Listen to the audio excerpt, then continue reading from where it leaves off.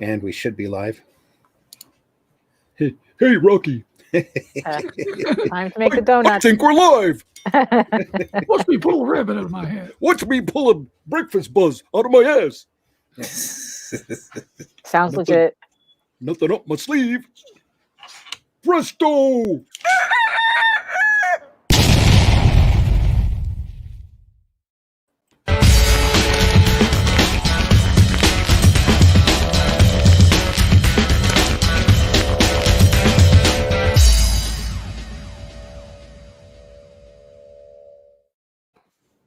And now for a report of the conditions in the world today. Correspondent in New Jersey. You there, New Jersey? Come in. Terrible things are going on in the world right now. Absolutely terrible. Good to know. Good to know. Good morning, everybody. Come on in. Come on in. We're all here. We're just pouring coffee. Good morning. Good morning. Good morning. Good afternoon. Good evening. Hello. Man, what's so good about it? We're above ground. That's what. Alive. We're above ground. That's always a good sign. You didn't wake up dead today. I was gonna go conspiracy brother and say good morning. Good as in the absence of color. I see. It's just morning. How about that? Yes. Yeah. Oh, there we go. Yeah. Morning with a U. Morning with a U. M-O-U-R. Oh, it's like my buddy Matt Fazell's slogan, have a day. Yes. Yeah. At least the minimum. Let's do the bare minimum today. Trico says good morning. Ralph is in the house, says yawn, it's buzz time. Yeah. Get your coffee or favorite drink together. We're going to talk comics here for a little bit. Too early to drink alcohol. I can't. Is it really? Eggs and bacon in the morning. Yeah. Wait a minute. Before we do that, we have a special correspondent that wants to talk about the condition in the world today. Oh no. Again? Yeah. From Jersey? Hang on. I think this is from Gotham City. Oh no. Here it is. Some men aren't looking for anything logical, like money. They can't be bought, bullied, reasoned, or negotiated with. Some men just want to watch the world burn. We need to change the image on that screen to something else, maybe. Think about that. We probably could. I'll fix it. I'll superimpose the Indie Volt logo over top. Yeah. It'll be great. Mm-hmm. I can do that. I think. What program do you use to make your intros anyway? Ancient old I cut film. No, I use Corel. Oh, okay. Wow. Okay. All right. Corel what? Jesus. It's Corel Video Studio. Wow. Something. But when I started working in the apparel business, I got tossed a copy of Corel Draw and told to learn how to use it. Oh, okay. That was my introduction to the world of Corel, and I've never stopped. So, oh, there you go. So when there's a video editing software that's available for like $60, and it's got Corel on it, I'm like, I'll try that because I know the Corel system. I know how it works. I do all my lettering in Corel. I do all my comic book and graphics work in Corel. Wow. Okay. Yeah. So.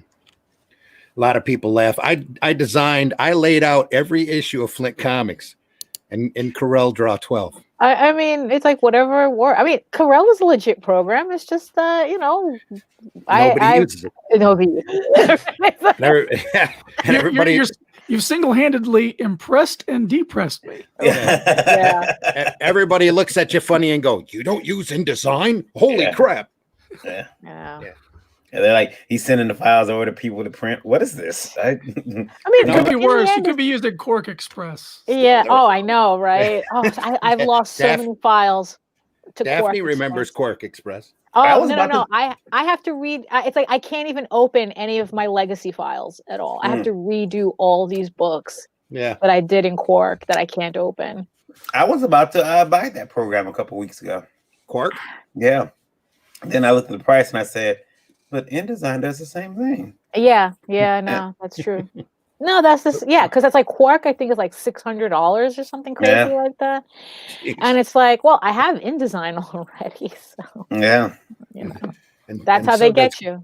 Yeah, exactly. And so does Corel. Corel does the same thing too. Yeah, so you just got to know. I mean, how to in the abuse end, it. you're just giving the printers a PDF anyway. So Yeah, that's it. You just convert everything over to PDF, and you're good to go. Yeah, I do all my design lettering in Adobe Illustrator, and I copy and paste it into Photoshop. Yeah, because it's easier to do text in this program like Illustrator than Photoshop, and then but doing it all in Photoshop, it just doesn't have the crispness that it needs. I have to say, Varian, your wife is so nice to me, sending me PMs to remind me that I needed to go public. Yeah. She's like standards and practices on the breakfast. I always appreciate that gentle reminder. Oh, we got to put our faces on screen, otherwise people won't know how pretty we are. No, we don't. No, we don't. We don't have to do that. They can't see how pretty I am this morning. I am gorgeous. So, do you have your foot cam on? Make sure you have your foot cam on. Shoe cam's only for the indie princess. I don't have. I don't have a shoe cam, but Pixel has a cool one. There we are. Yeah, Pixel has a shoe cam. Yeah, he does now. Yeah. He has a really cool shoe cam. He was we're starting a trend. Yeah. He was really excited about it, and a matter of fact, I'll show you guys. Oh, okay. Yeah. Now I feel better. He thought he. Get up there in your top right corner where you belong. Yeah. We all have our spaces. A little dosey-doing there for a second. And even with LED strip. Oh, so nice. It lights up just like Lola's. Nice. Cool. Yeah. It's a kick cam. I'm surprised they didn't call it a kick cam. No. It's a shoe cam. Check out my kicks. Shoe cam. Yeah. Trademark that Varian quick. Shoe cam. Yeah. Shoe cam. You know what? I figure, you know what? Lola has she has a lot of shoes. Oh. And when I met her, she owned one pair of flat shoes, another pair of flip-flops. Everything else had a heel on it. 4 or 5 inch heel and higher. And even her flip-flops. Yeah. And it's funny because now her new flip-flops have a heel on them. They're wedges. Have you seen the Crocs with the heel on them? Yeah. I'm sure Krista has a pair of those coming her way right now. Yeah. Sounds like a crock of something. Yeah. It used to hurt her to wear gym shoes. It used to hurt. I can't wear these. These hurt. Well, I mean, if you train your feet to always be in heels, sure. Yeah, the Chinese bind their feet so they're smaller. I mean, it works. Yeah. You screw up that calf muscle real well with them 6-inch heels long enough. When you get a flat foot, you're. Yeah. On the other hand, I have I have duck feet, so. Oh.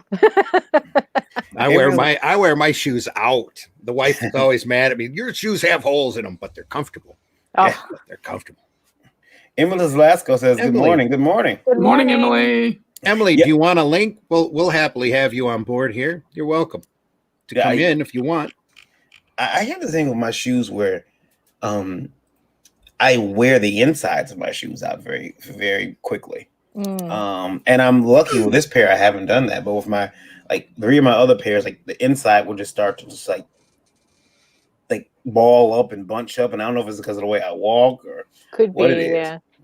Maybe it could be that your shoe's a little too big, so your foot slides around too much. It could be now, but I'm like, yeah, but look at this pair of shoes. They haven't been look, they're still good. They're still new condition. Problem is, I haven't been walking. So that tends to save the wear and tear. Yeah, exactly. Yeah. I unfortunately have the worst feet my foot doctor has ever seen. Oh. They're the flattest, and I got bunionettes and stuff, so I just destroy shoes. Right. You see, I don't. I imagine that I'll, I used to when I was a kid. I used to, have a lot of gym shoes. Nikes and Gila and LA Gear. I did have a pair of LA Gears at the lights, LA Lights, and I bought them. Yeah, I learned that LA Gears are now Skechers. Are they? Yeah, that I guess it's I don't remember if they just changed the name or another company came in and bought them. But yeah, so LA, what you'll know is LA Gear is now Skechers. What is it? Pro Wings? those old shoes, the Pro Pro Wings, I believe. They used to be love Skechers. Pro Wings or Red Wings? Pro Wings. They were like let me see here. Oh well, Red Wings are like work boots, aren't they? Yeah, my old man used to swear by Red Wings. Yeah. Red Wing shoes. Red Wing shoes. Yeah, that was a long time ago. Yeah, Red Wing shoes. Yes. Yeah. We should also mention that we are TV MA DLSV this morning. Right. Because we don't know where this conversation's going. We don't want anybody thinking Red Wings. What? Right. That's a hockey club, right? No, that's something else. That's something else. Slang dictionary. No, it is a hockey team though. Yeah, the Pro Wing, and the thing is, when I was a kid, if you wore Pro Wings to school, you'd get your ass whooped. Just because kids would pick on you because they can't pay less. They're about $15-$20, and like they would always kind of look like they would always make their shoes look like they were close to another version. So, oh, he's got new, so and so's on. Wait a minute. Yeah. And you look real close and say, wait a minute, that's not a swoosh.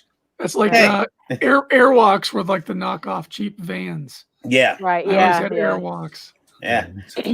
And but recently, well, not recently, but back in the early 2000s, I believe Dame Dash bought who's a head of Rockefeller Records at the time. He bought Pro Wings. And I don't know what it is about the culture, but all of a sudden, when he bought Pro Wings and said, no, we're gonna put them in Foot Locker and we're gonna charge $120 for them, all of a sudden everybody had to have a pair of Pro Wings. That just goes to show you how marketing is nonsense. Yeah. Really, it's kind of like when Kate Moss was photographed. There was a paparazzi picture of her with a purse that she bought at like friggin' Walgreens, and then there was a rush on Walgreens trying to find that purse a purse that nobody would have looked at once. Yeah. No, who buys purses at Walgreens?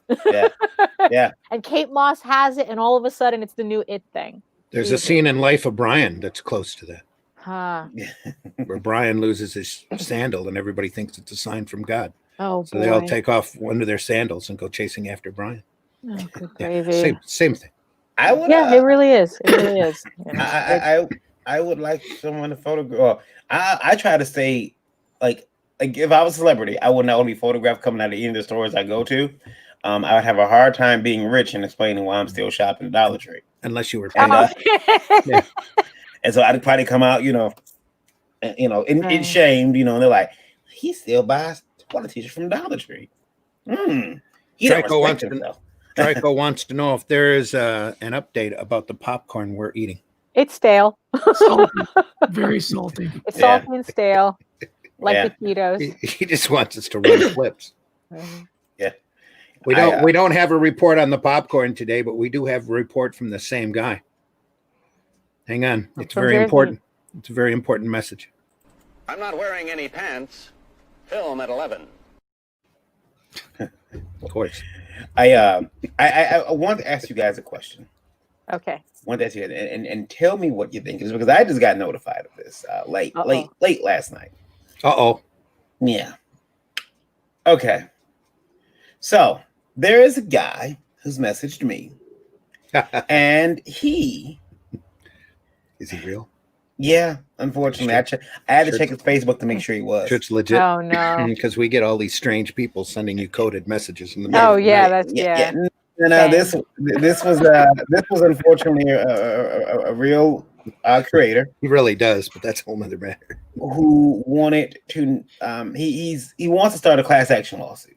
Oh Jesus Christ! Didn't anybody learn from the story that you told already? Well, no, he wants to start one because he feels that conventions being shut down, and I can relate to this. Conventions being shut down across the country, us not having conventions this year, has caused his company himself irreparable financial damage. He feels that some of the cons didn't shut down. They didn't have to really shut down. They just did it because it was the popular thing to do. And he wants to start a class action lawsuit. You know what we say about that? What's that? That's not how it works. That's not how any of this works. But when you think about being damaged though financially, we're all damaged financially. Come on, yeah. Holy crap! I mean, because when I think about it, and I'm glad Eric is here because I didn't think Eric was going to be here this morning. But Eric, yes. You don't have to give me a dollar amount, but would you say that your damage from not having conventions this year? Would you say? Because this guy said I've lost over $3,000 this year. Eric, would you say that you lost more? Yeah, thank you. A little higher. Let me just put it this way: if it wasn't for the great people at High Spots Entertainment who are constantly having me create these amazing pieces for them for celebrity signings for wrestlers, I wouldn't be here. I'd be out doing DoorDash 24/7. Did he say? Did he say he was a little high? No. He said that he was He worked for High Times. No. No. He didn't say that either. But so $3,000. Eric, would you consider yourself out $3,000 this year? If things had been normal. I am at least out $3,000 in food expenses for the year. Yeah, for shows. That's what I was thinking. I put on a show that I'm out, or that didn't happen this year. That I'm out that much. Yeah. God damn it. I don't know.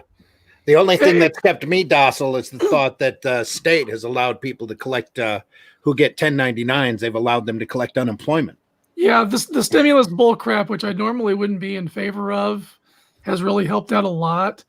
And it's all my only solace is because I spent time learning what actual money is versus currency and how it's manipulated by the central banks and blah blah blah blah. That I just don't care anymore because it's all fake money. So if you're gonna give me fake money and let me pay off my real debts with fake money, I'll take more fake money, please. Well, I was thinking they were paying us money just to stay docile and be happy and sit in our house. That's like, I can. Oh, that would have been every month, like $1,200 every month. Then, no, it was just like you were getting $1,200 every month. Here's your sprinkle. Qualify. Here's your sprinkle. No, I didn't qualify either. Here's your sprinkle, and then we're gonna argue and fight about it and not give you anything until. Oh no, I'm talking the extra $600 from the feds. It didn't come to the state. The feds were paying you $600 to sit there and shut up. I didn't get to go for that because my business wasn't old enough or whatever formally. So. I'm honestly surprised because I sent the state my 1099s. I ended up getting more than the minimum. I would have liked to have been paid to shut up. I do get paid to shut up from an uncle of mine every month, but it's not that much. So that's a whole nother matter you didn't need to bring up. Yeah. We're not here to discuss our porn careers. I keep telling you. No, it's my uncle. He doesn't let me tell about what I've seen. Comic Black Belt says Randy says more in a single laugh than most people put in a whole sentence. Russ, you are also welcome in here. You want in? I'll send you a link, buddy. Just send me a PM. I'll happily send it to you. I mean, luckily, I guess like circling back to your question, luckily I was kind of already in a position where when conventions shut down, it didn't affect me. We were already down to like 2 conventions a year, and technically they were locals, so we didn't really shell out money to really go there. So all of our, I mean, my lifestyle's a little unusual, so I really didn't depend on them. And our Kickstarters were functioning normally, regardless of what was going on. So to tell you the truth, it's like, I guess, I don't know if I'm an outlier or not, but it's like, we really weren't affected by everything shutting down. So, hoity-toity New Yorkers. Well, I have to kind of go with Dreaded Dinosaur. It's like what it is that a long time ago I learned the difference between what actual money is and what currency is, and worked it to my advantage. So, well, let me tell you guys. Let me tell you guys something. I haven't suffered any financial hardships from not having the conventions, as you know. I was born with one of these in my mouth. Listen. You doing conventions has been a financial hardship. Yeah, exactly. Redoing conventions. Well, yeah, that's Redoing true. conventions It's has been rough. usually the opposite. Yeah. That doing conventions was the hardship. Yeah. Not In not fact, doing them. in fact, I don't know if you guys know this. But Oregon just passed a lot of laws, and apparently they've decriminalized conventions as well, which is a big deal. They should have decriminalized a long time ago. In response to our money, and trying to figure out how much money we've lost, Travis Gibbs says, "I demand a recount. Stop counting. I've been trained when I apply for a response." So he's already been. So we stop counting how much money that we got. We don't have enough. Hey, Randy, says Dorfies. And hey, Dorfies. Marvy says, "Hey, hi to Russ." I personally though, I think that the wear and tear on my body would have been horrible this year because I was sick. Oh my gosh, yes. Yeah, I would have. And Eric, I watched him back in March. But would you have gotten sick if you had been active? Oh well, yeah, I think so. But you know what? I probably would have drug out here anyway. I was at YomaCon with MRSA and didn't even know it. I mean, well, Wow. That's wonderful. Yeah, I got the notification in my my chart thing, and I'm like, "Hey, what is it? Hey, hey, sweetheart, MRSA. that's bad, right?" And she's like, Slightly, just a little bit. Yeah, I'm like, concerning. It's Yeah, concerning. I'm thinking, I probably shouldn't have wore these shorts. How many people have I been in contact with today?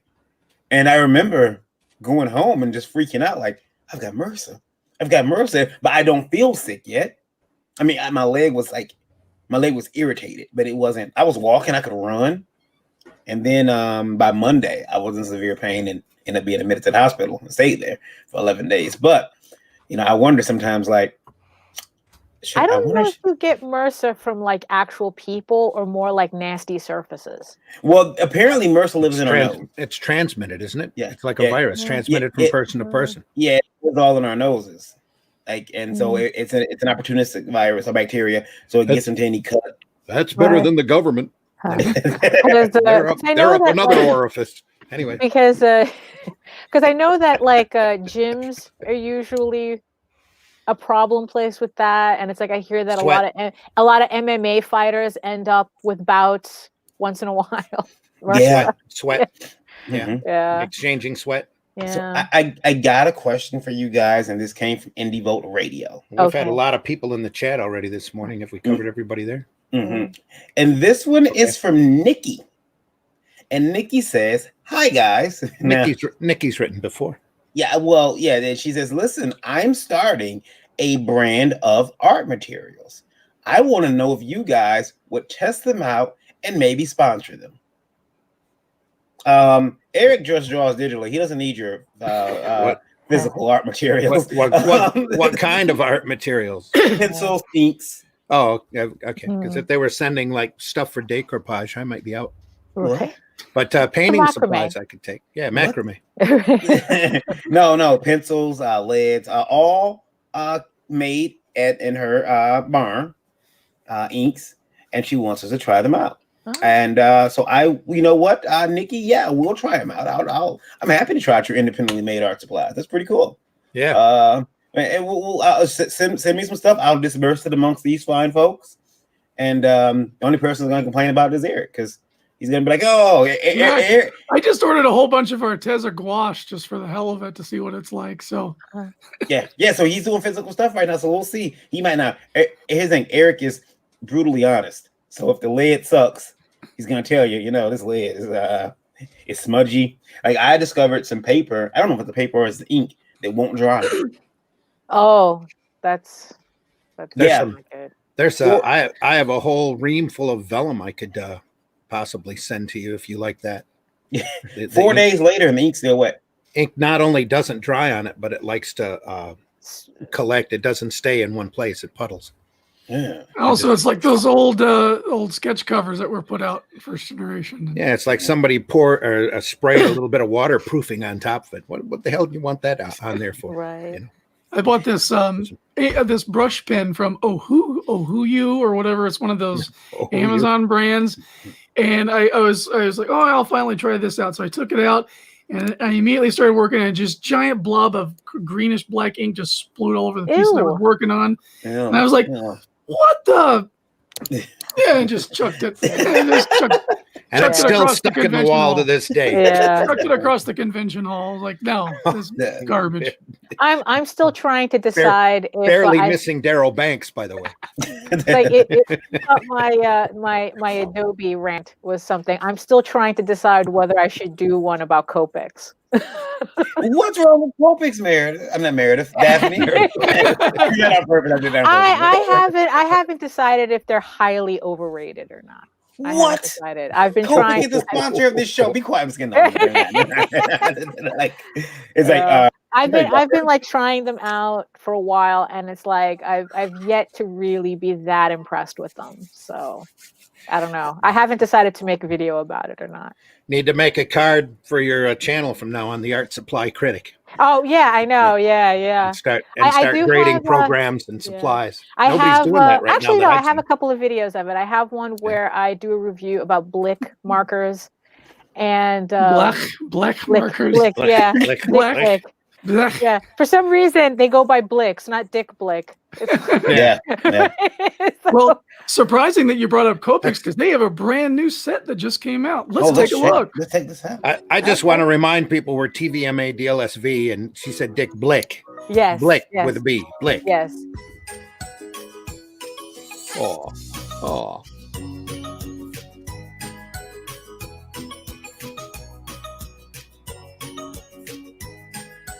It's like these are like the most expensive markers on the market, and they advertise it like they're for like Crayolas or something. They advertise them like Crayolas. I mean, I don't get it. I do find it comforting though to know that Schroeder is getting some work as a pianist. Yes. So this is the new Sparkle set that I was just alerted to in my email box today. Yeehaw! Sparkle. So maybe you're onto something with them being slightly overrated because now they're getting into the chintzy gimmick marker market. Yeah, really. Well, that's because the chintzy sparkle little market sells to the sparkly people. Yeah. Well, wait, who was this? Never mind. That's who was sparkly people, but never mind. I will say this: there's gonna be a lot of that shit at cons because girls are gonna be not even just girls. There's gonna be artists drawing, and they're gonna be using those markers. Oh yeah. Well, I mean, not for nothing. I do have a set of glitter markers. I was trying them out from Posca, the acrylic pens, because I was just trying them out just to see. It's like acrylics and a pen. Yeah, don't have to take out like actual paint. So let's try them. I want to say this though. I did not have a Copic, and the person who let me use it was two people that got me hooked on Copic. Chris Enot and Dreaded Dinosaur. They have Copics, and I was like, can I use one of theirs? And they're like, yeah, sure, get on the drug. And and I'm using it, and I'm like, oh, this is nice. And then Eric shows me how it blends and everything, right.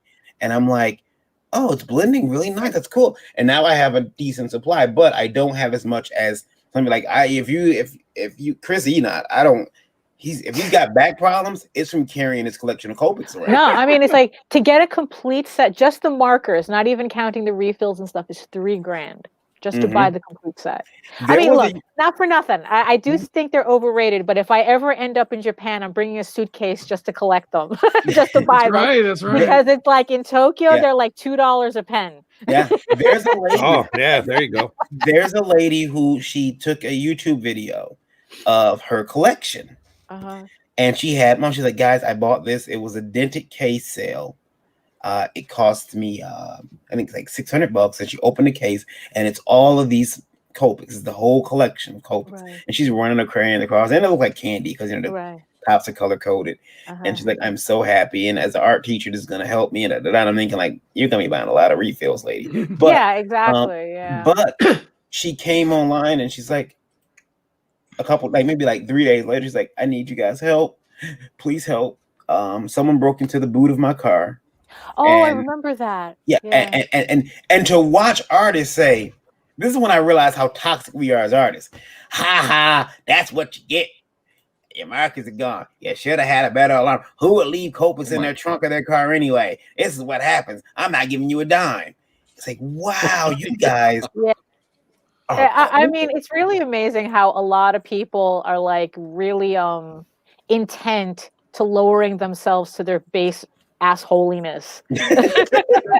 I mean, listen. Me, Randy, and Eric might talk amongst ourselves. That's what that so and so gets. But we're good people at heart. I mean, I'll send $10 to the lady. I mean, look, Copic theft is a big thing at conventions. If that's a place people are saving money on, is not getting their Copic stolen at conventions that don't exist. I knew somebody that had their set swiped like a year or so ago. Mm-hmm. At a show, just gone. I was at a show with gotta watch out for those 13-year-olds. Look, I consider myself a good Christian, and I consider Eric a better Christian than I. And there was we were at a show in Kentucky, and this young lady had dropped her Copic little roll. She had the roll case, and she dropped it, and she was, and I'm like, we come in the show that morning, and I'm like, whoa. And Eric's like, yeah, this is crazy. I'm like, well, this is going in my bag. And Eric's like, no, we're going to put it back where we found it. And he gave me the dad. Just like Christ would do. He gave me the dad look. And I'm like, but, and instantly, I'm like 16 years old again. I'm like, but I want to steal. No. Bad variant. Yeah, touching the Copics that are not yours. Yeah, we put it back, and when the girl came in, Eric said, "Excuse me, is that yours?" And she's like, "Oh my God, oh!" And she was very happy, and I'm like, "That's why he's going to heaven." But he, on the other hand, I was like, "How can I benefit these Copics?" If she truly cared about the Copics, she wouldn't have left them. But I'm also someone who leaves the money. Little money box at conventions overnight by mistake and get yelled at all night. No. Yeah, I've gotten yelled at. We were at one convention where it's like every booth got raided at night. Something like, I don't know, like they claimed it was the people, like the volunteers might have done it or something, but like the next morning it was just like all the dealers and like say all complaining something was missing from their booth. Like someone went to town overnight. When I used to drive myself to conventions, much like a puppy hangs under a kid's table, a kid's high chair when they're eating, I would hang around Eric's table when I drive myself, because Eric will bring stuff to the convention and decide it's no longer of use to him and throw it away. And I'm like, oh no, you don't. I remember you're there. Yeah. Eric threw it. Yeah. Eric threw a table away. I took that. He said it at the dumpster. I went out there and got it and put it in my car. There's some other stuff that Eric tried to get rid of, and I'm like, nope. I just bring my garbage to his house once a week and dump it on his lawn now. Yeah, right now, yeah. Pick through that if you want. Here's this used cat litter. You might like this. We've been joined by Michael Oden. Hey, how's it going, guys? Hey. Good morning. Mr. Pyramid Gambit. Good morning. How are we all doing? Horribly. Well, tired. Horribly. Tired. We're good. We are still alive, and it is a privilege to be that way. No, for real. Every day above ground is a good day. Yeah. My father used to use an expression. Absolutely. That's the right attitude to have, Randy. My father used to use an expression that I never understood. Is there a highway that's Highway 40 or something? I'm sure there is somewhere. Okay, because he would say as slow as 40 going north. And I would wonder, like, well, what the hell does that mean? But now that I'm sitting there half crippled and walking slow, what's going on? I'm moving as slow as 40 going north. I have no idea what it means. I don't know if there's an Interstate 40 out there, but apparently if you're going north on it, you're in for a bad time. 40 might also be the miles per hour that you're traveling. I think so. That's what it sounds like, right? Or the 40. Age that you are. 40 going north. Yeah. And going north means you must come back eventually. Right. Yeah. Now, if you were going south, that's something else completely different. Oh, yeah. 40 going south just didn't sound like it's something that I would enjoy. Or if your old man was saying that things were going pear-shaped, that would be right. Yeah, that's depends on what highway you're on. If you're on I-95, it kind of takes on a different meaning. You know what? My father being from the north and from Michigan, my mother being from the deep south, has really ruined me as a person in my vocabulary. Like I have to understand words that and Eric, I mean, you know, you've got a lot of Southern roots, so I know there are words that you understand, and you and I can have these conversations and understand stuff, and like, and other people are like, what did they say? Like, I had no idea until I was in 3rd grade that upside down was the correct phrase. I had no idea that it was upside down. I grew up with it being bottom sides uppums. Oh, okay. And so, you know, that car flipped bottom sides uppums, and that's how I was. That's what I was raised on. Oh, it's like that very local unusual. colloquialisms, Yeah. like Yeah. pop and soda and Yeah. y'all. Where I come from, cattywampus is both a direction and a style of walking. Oh, okay. So you kind of stagger. You stagger as you walk in this non-linear direction. How do I see? Anyway, you're walking cattywampus. Hell'd you call me? Oh God. Randy, any words that you know, like, don't hear anymore? Well, I was going to say just a few months ago, you were asking me what the definition of balloon knot was. Yeah, I had no idea what a balloon knot was. Now it's in my vocabulary. There's all sorts of not there's- colloquialism. there's all sorts of words and slogans out there that everybody picks up regionally. Yeah. I bought a whole book of lost words, and it's fascinating. Mm. Some of them are going to be popping up in Dreaded Dinosaur, man. Yeah. It's, you know, Stan Lee said that to be a great writer, you must be a great reader. You have to read. Yeah. You have to read, and I read a ton of stuff, and unfortunately, it's mostly trash, and it's all in there swimming around. And at this point, we should also point out that Stan Lee also said that when asked about digital comics would replace comic books, he said comics are like boobs. They look great on a computer, but I'd rather hold one in my hand. Well, yeah. Highly. Moden just abandoned ship. Yeah, no, I'm just moving spots so that I can plug in my laptop. I misjudged how much battery power I had left. So he's got that going for him too. Sure. Yeah. I wonder if and I know we had a talk yesterday about Please, let's not go back to cakes. No. Actually, it's funny you mentioned that because the page is still open on my computer. But we had a talk yesterday about protecting your IP, and from Indie Volt Radio. We all must protect our IP from Indie Volt Radio. Yeah. Oh God, of course. I'm trying to protect all of my IPs from Terraform too, but it gets a little rough. You gotta protect them Somebody all. keeps taking all my ideas. Anyway, we gotta take them all. It's me. They don't take my advice; they just take my ideas. So check this out. I got one for you.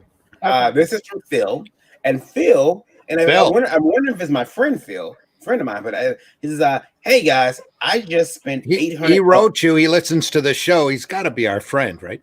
I'm wondering if he said. Wow. He says, I just wasted basically $800 to trademark and copyright my comic. I just found out how much limited protection it actually gives me. Very discouraged, very upset. Feel like I waste a lot of money. Phil.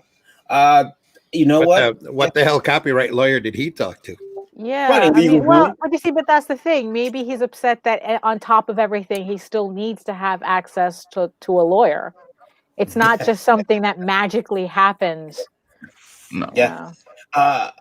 You know what? There are so many people that have come to me, and these are supposedly comic book professionals, and they're like, use Wix. Oh, don't say the envelope method. Oh, because this is a thing too.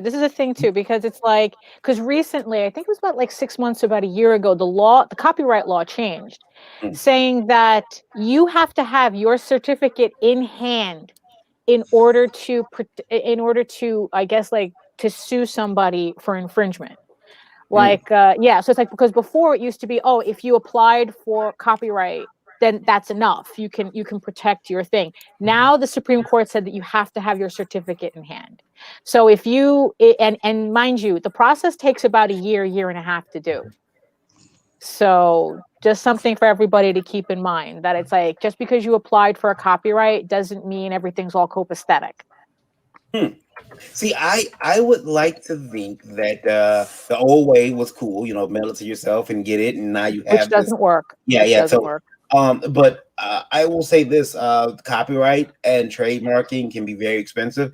And understand the difference between a trademark and a service mark. Those are completely different. You may have to call up a lawyer, but I know some people who ran the Legal Zoom, and they ran to they just done horrible things to set their businesses up. I have another buddy who just found out his company doesn't exist anymore.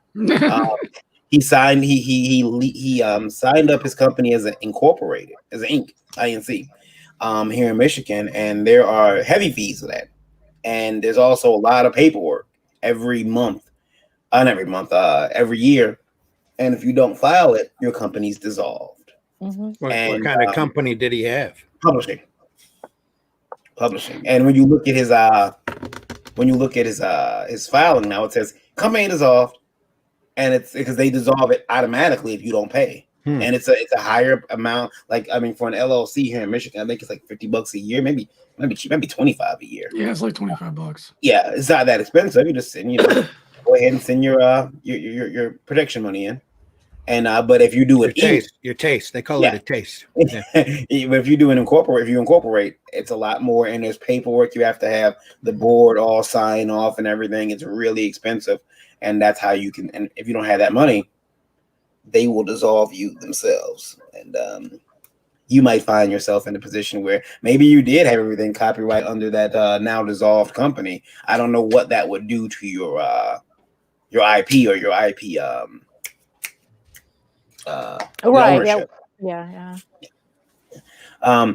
Stitch says, imagine having one side of Appalachian and one side Central New York. I was just looking at that comment. I'm thinking he wears a nice suit and can make some great moonshine.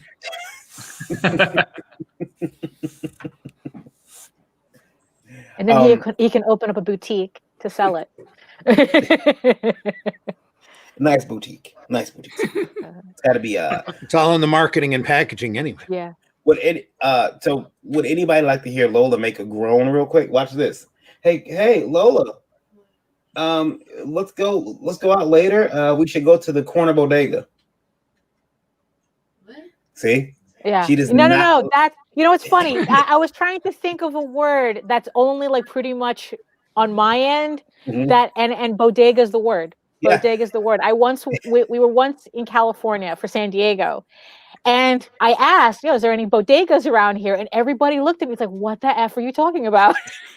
What's a bodega? Yeah. And she doesn't. And so now she keeps hearing it because we watch a lot of Law and Order. Yeah. So now Niobe comments on the Come for the Birds. Yeah, I don't hear the birds. Where are they? Daphne, have you? Oh, no. You don't want to hear this bird. No. I'm in the basement now. That's how I'm able to have a proper conversation without screaming in the background. That was a couple of weeks ago, Niobe. Where have you been? Yeah.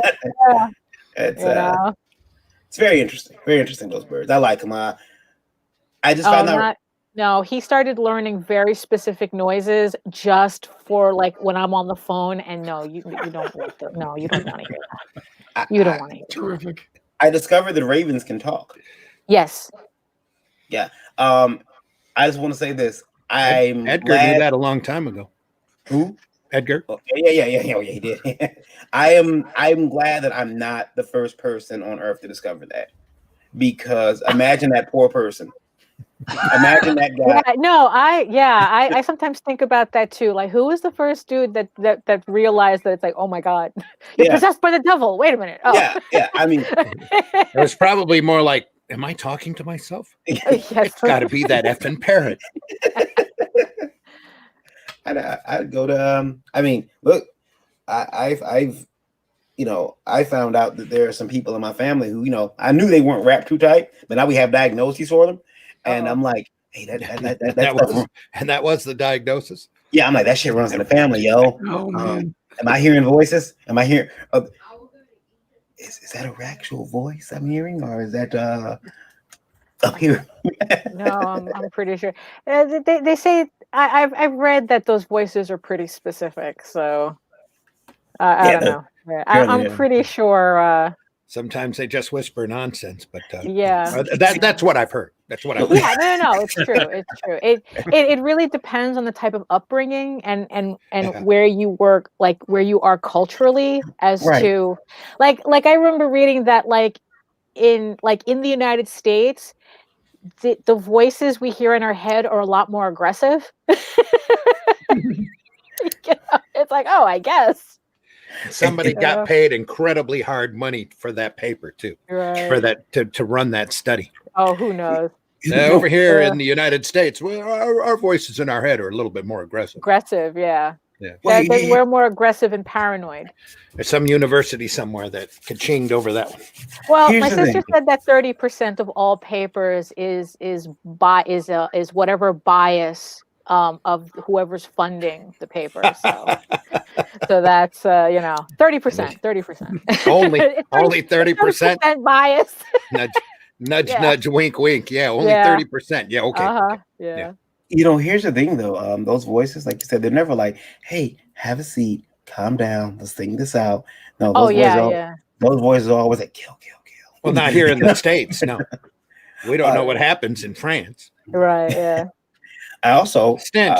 You're in the Netherlands or Norway, I should say. Is the voices in your head, are they pretty aggressive?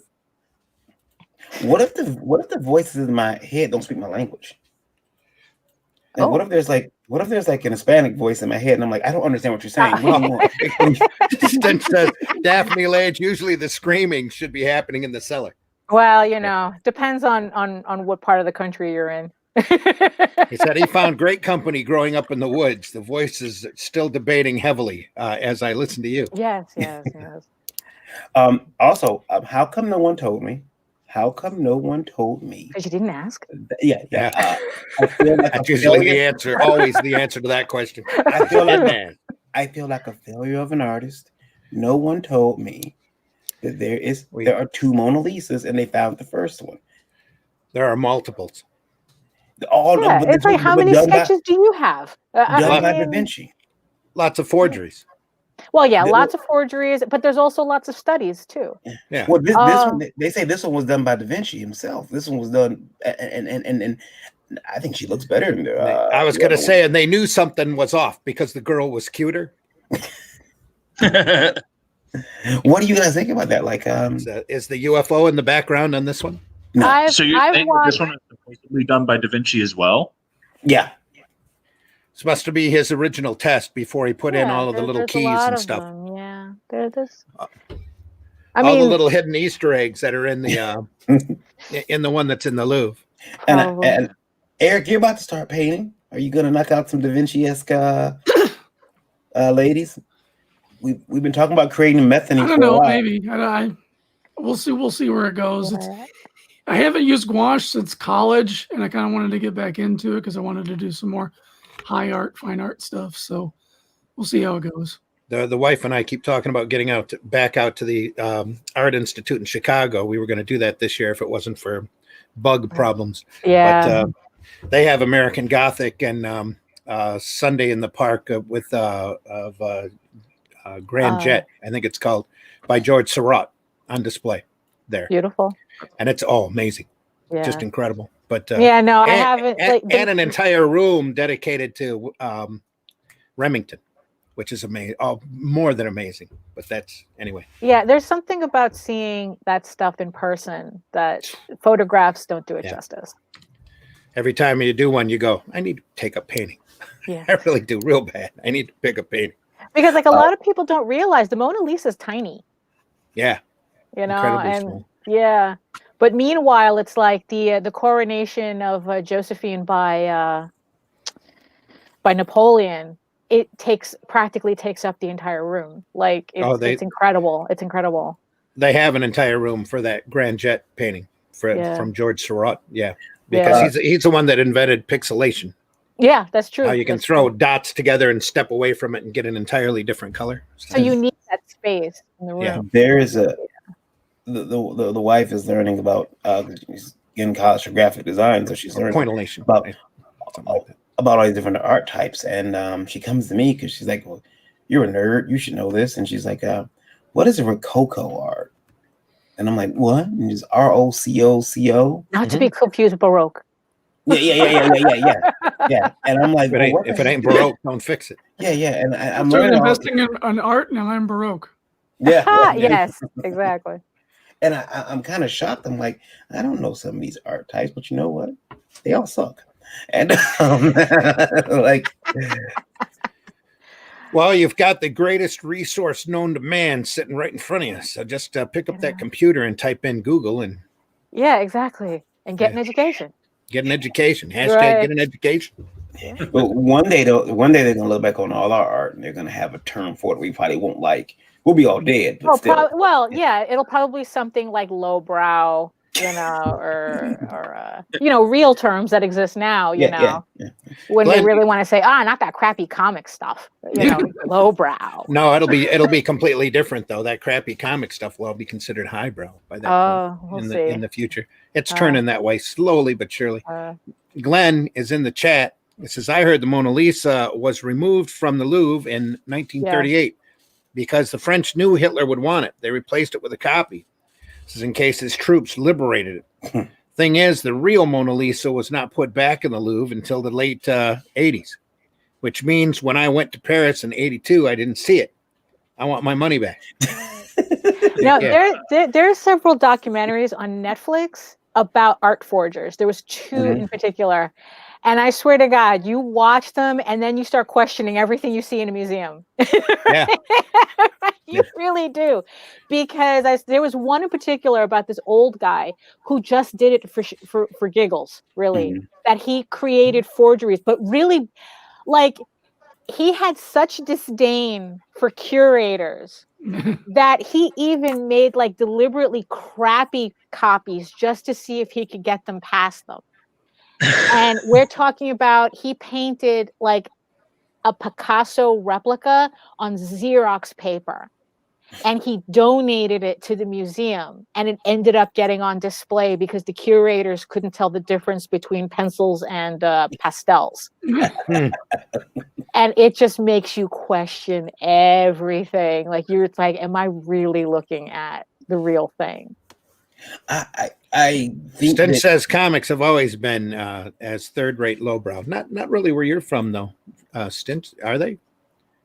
So I think the Netherlands is the #2 consumer of comics in the world. Where can I go? Where can I go where I can be lauded as a celebrity, as a person of like high class? I mean, I want to be able to walk around and say I am an artist rather than I'm an artist. Because I mean, I don't know, Italy circa 1933. Yeah, maybe. That's not how it works. It depends on what side of the art spectrum you are in 1933.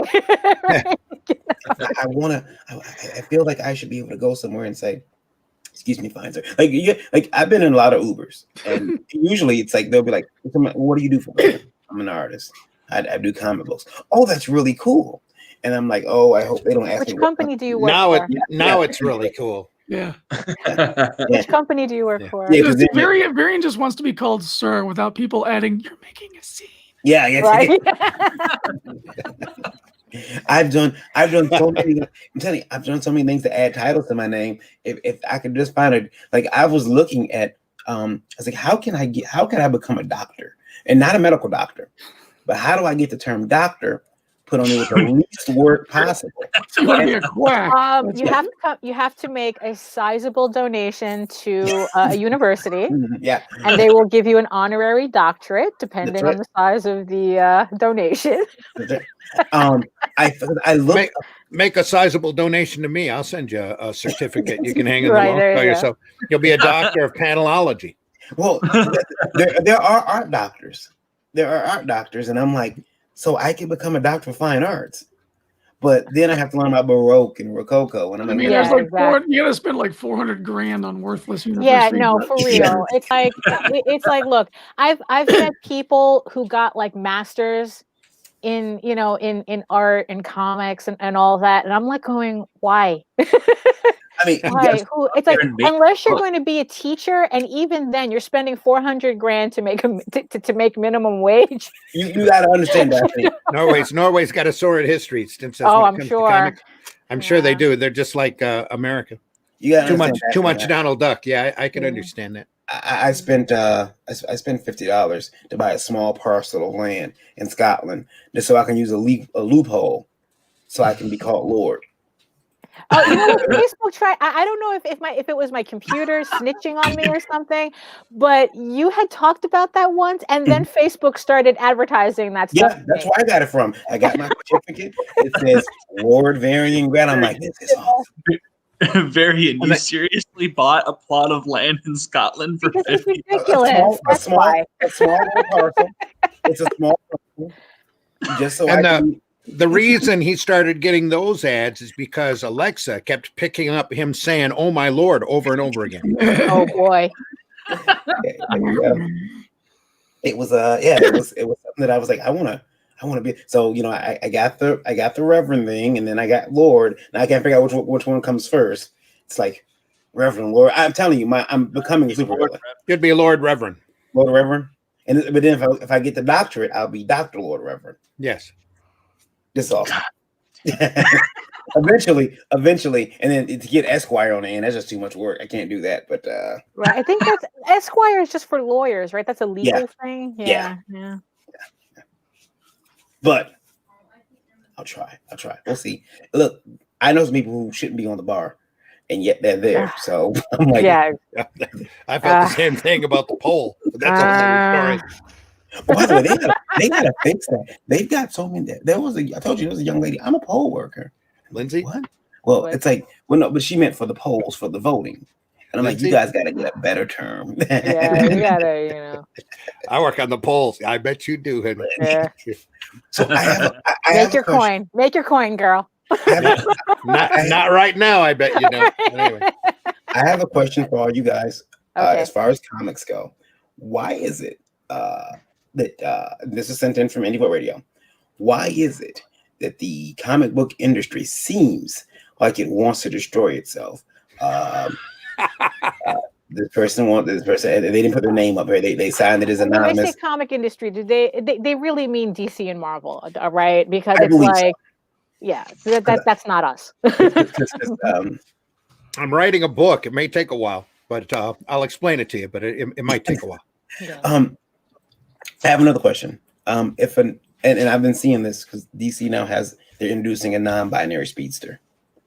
Oh God! They need to stop. They need to stop. My question is this: in comics, we've always kind of done this thing. It's going to make for some very interesting orgies. Well, my question is: can't wait. When it comes to the fight, done. When it comes to the fights, how we always do the thing as an artist. Like, I can't draw my hero punching this woman. I can't. She has to turn into a big snake beast before I can do that. But like, he can't hit her in her human form. He just can't. So we always have the good guy, the hero, kind of tossing the woman off, maybe throwing her across. But if you're non-binary, can you draw your superhero now punching? Especially if he's if he looks like a guy, is it okay to draw him punching a woman because he's non-binary now? Is that okay? And vice versa. They're just as long as you have a litany of this intersectionality argument between the characters, I'm sure everybody will be cool with it. I could try that. Every time he walks into a panel, he goes, "I'm Kid Quick. I'm non-binary." Who talks like that? Nobody goddamn talks like that. Didn't they start doing that with Iceman, where he constantly was saying, "Oh, by the way, I'm gay now. By the way, I'm gay now." No, that was Phoenix. That was Phoenix who turned to him and said, "Bobby, you're gay." Poof. Yeah, he's gay. Russ, how you doing, buddy? We're joined by Russ Leach. Only death can save us. That's why I sent you the link. The amazing Russ, how's it going? Hey, Russ. I just got over boomered then. I had two windows open and everybody was speaking twice. Oh, okay. Well, good stereo. Yeah. Good day to you. Good morning. Good morning. You get to good listen afternoon. to this podcast of a conversation twice. Yeah. I just thought I'd come and welcome my American cousins living in the land of free and open elections. Oh boy! Oh yeah. Well, hey. Don't get it started. Let them fight. Let them fight.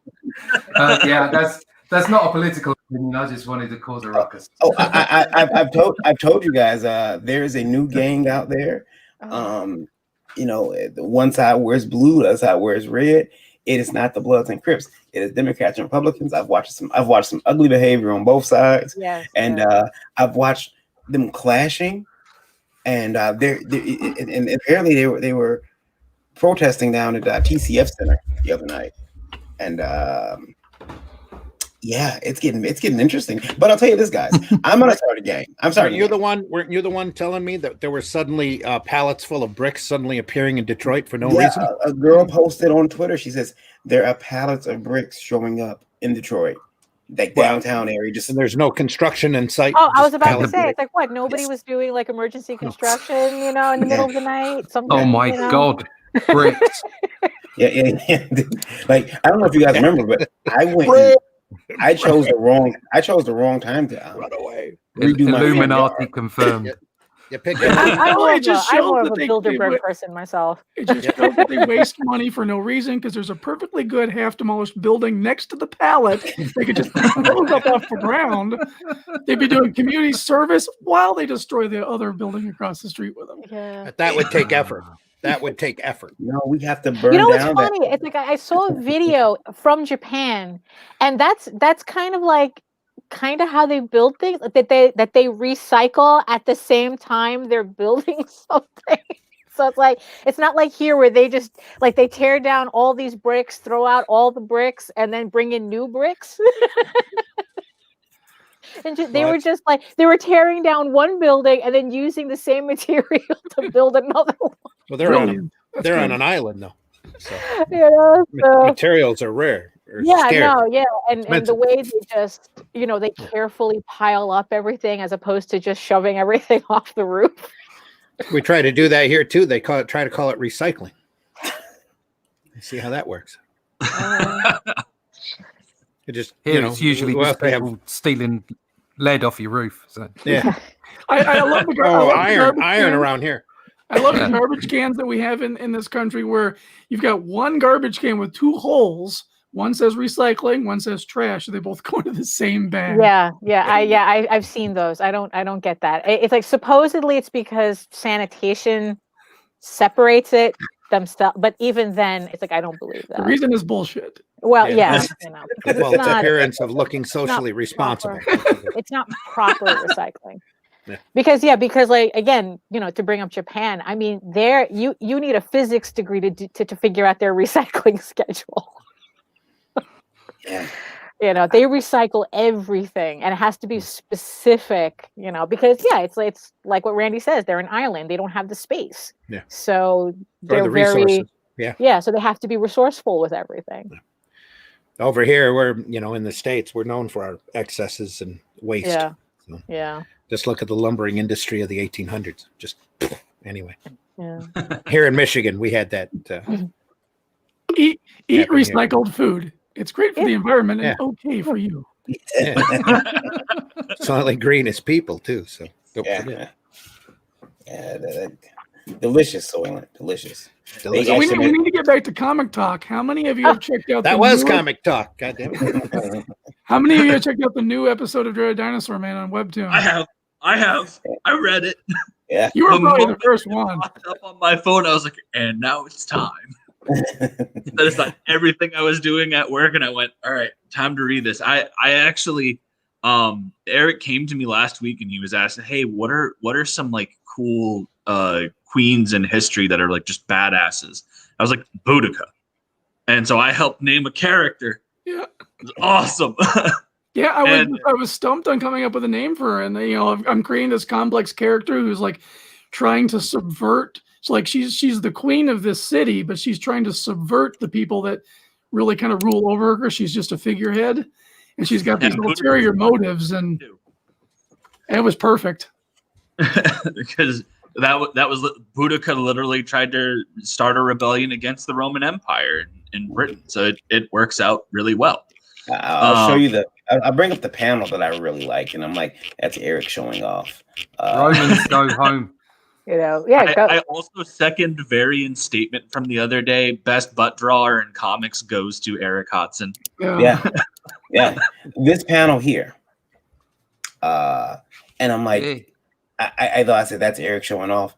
And I should have been really this panel right here should have did it, because he's like, the elevator scene is very Kirby-esque. I was looking at the stuff behind there. And Eric, you were channeling Kirby in that pit. I had the idea for this scene before I had the rest of the story surrounding it. It's like I just want to be able to do a scene where you're scrolling through this webtoon and you're just seeing like this Kirby tech style on either side as she's descending down to her little secret lair area. And then I came across this, and I was like, "Oh, wait a minute! This issue just got a lot better." It's right here. The girl in the white. I was like, "Oh my goodness!" I said, "That right there is that where she's throwing it back."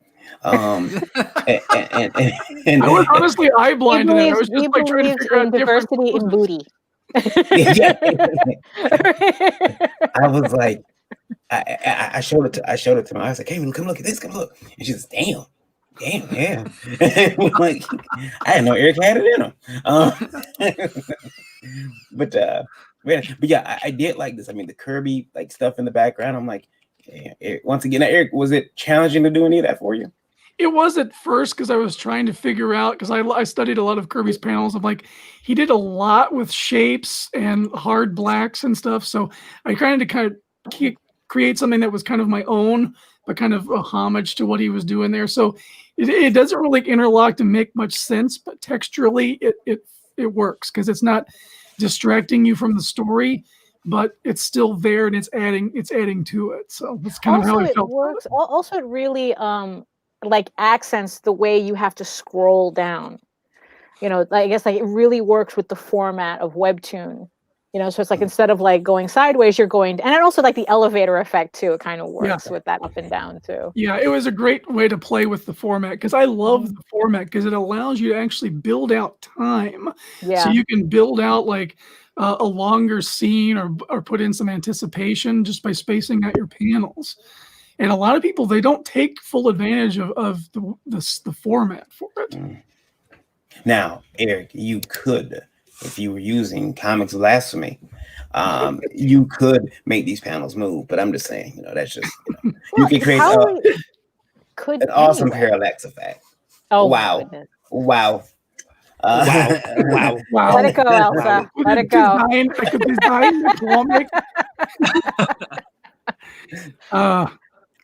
Early on in Webtoon, they actually had GIF animations supported. Some creators were flirting with it, but they really haven't had that available. Especially, they haven't made it. There's like hardly any comics that use it. I think they kind of abandoned the idea just because it was probably too chintzy or too problematic at the time. Oh, also probably it allows for people to upload viruses and stuff too easily, probably. And all kinds of different movements. Well, too much. Yeah, it probably required too much policing. Especially on Webtoons. Yeah. My favorite panel, though. I love this panel here. For some reason, this is my favorite one of the book of this issue. I just like the way she's like looking off over her shoulder. It's really cool. And it has nothing to do with the fact that her butt is like exposed. It actually doesn't. It's there's some nice anatomy in there. Yeah, and this book is Eric's homage to the 80s, really, 80s cartoons. But is and then this actually ties into Instagram. Eric, explain that real quick. I got to step out, but explain how you're tying that in on Instagram. So it's an experiment trying to get some back and forth between the different fan pages of mine. And so for a panel every once in a while, I'll have that logo. And if you go to the Instagram on that day, you'll see like you can flip through squares and you'll get more story to what's going on that panel. So an example, secret like is it like secret like bonus material, or it is bonus like, material? Yeah, it adds more to the story. So in the story here, you've got the generals who are really in control of everything. They're going to conspire to start these riots outside the city so they can get an excuse to take over the land and expand the city, blah blah blah. And the squire overhears that they don't really like the queen getting so bold and secretive. And so that adds to the story of like what they do with the squire, how they find out about him, you know, because he's kind of he's deformed, and they don't notice him, but they do notice him in this panel. So you get a little bit more side story there. No, it's a really this was really solid. I really enjoy it, and BrEaKfAsT fun. I really I liked how she clearly has her head on her shoulders, and the generals don't like that. Right. But like she's got a very sharp wit. I think probably one of my favorite lines that you have her say is they're trying to figure out how to build this wall without ticking off their people. And she's like, I don't know why you're asking me, as you so frequently remind me I'm just a figurehead. I was just like, oh man, I'm going to enjoy her. She is awesome. Yeah, she is one of the main antagonists in the story, and she's a lot of fun to write for because I got some pretty big plans for her as a character. I mean, this is a great introduction. Like, I had a really fun time reading her, and it seems like she's playing multiple different fronts, and I'm really intrigued to see where that goes. I think you'll be excited because in the next chapter we get back to Dinosaur Man, and there's going to be some part of the story that's going to lead back to her and her little group. So there's some interconnectivity. I'm starting to put those puzzle pieces together. I kind of got that from where you were going in this issue. I think I know how it's going to tie back. So I am very excited to. Ever since Eric sent me the link to Dreaded Dinosaur Man, I have been like I will pester him. I think that there have been times where I've just sent him random messages like, Eric, when is the next one coming out? And he's just like, look, man, I've got stuff I'm doing. I'm inking God's Hand, and I've got the Kilted Avenger going. Like, I don't have the time. I was like, not an excuse. I need more. Well, I'm glad I have you to hold my feet to the fire because I'm really busting hard to try to put out an episode next week again. And if I can keep it going weekly, that'd be great because I need to get my audience built back up because it had been 2 years since I had originally started the story. So I'm sure a lot of people kind of forgot about it. So I need to build that back up. And plus, it's going to all lead into the book that I want to put on Indiegogo and that story as well. So I need to get the audience there so that it all leads together and makes sense. Absolutely. I'd like to ask you about your technique with that. So it's like when you're plotting out like that type of political intrigue, like how do you map that out so that it, I guess, like makes sense? I mean, if that isn't generic enough. One of the tools that I like to use is called mind mapping, where it's a visual representation. So it's great for artists, but it's kind of a method of note taking. So in the middle, you draw a circle, and that would be your central character. And then you draw lines out, and then you can connect other characters, how they relate to one another. And you can do that with characters. You can do that with story ideas. And you can just kind of visually see how all these things line up and merge together. Mm. And on top of that, I did spend a whole year writing before I even drew anything. Mm-hmm. So I have this long document in Google Docs that I can always go back and refer to. That's kind of like a Bible of the universe, and where the generalities of the story I want to go. And so I can focus on one of those, draw that out, and then do this mind mapping thing to figure out the relationships, and then go back and write a cohesive story so that it all connects together. Because one of my main things is there's no throwaway characters in Dreaded Dinosaur Man. There's a character in the background of the third episode, just in the background, is a little shopkeeper who's going to be a big character. Based on one of our friends, and I can't wait to introduce him as an actual character, but he's already there as this little shopkeeper, and it's just kind of like a throwaway in the panel, but it's still going to relate back at some point. That's so impressive because I just have big characters kicking the crap out of each other. Hey, that's all right, Russ. We need that too. There is a time and place for everything. Yeah. I'm building up to a fight scene actually with the main characters, and I can't wait to get that part of the story told. But pretty much you have like kind of like the main, I guess like the main beats you want to hit as like bullet points, and then you just start filling in between. Yeah, for the most part. Kind of like okay. Yep. Impressive. Indeed. Stinch says, you know how the lamination of the 90s Big Two dragging the sex appeal to the story to sprite up the stories. Now we're on the opposite of that pendulum. That's true. Yeah, now there's it's like definitely this Puritan push now. It's almost like the comics code's coming back. Oh yeah, no, I see that a lot online on Twitter, and it's ridiculous. It's ridiculous. Except, you know what's the real problem with it though, Eric, is that at least the comics code was for all of its fault was trying to make things that it was approachable for kids. Mm-hmm. The mob that's coming after it now doesn't care about the kids aspect. It's does this fulfill my political ideology? Yeah. You know what's funny is that I do see a lot of kids. It's like a lot of the creators that I follow that have to deal with this mob all the time. They say that probably the ages of these people that harass them is between like 15 and 21.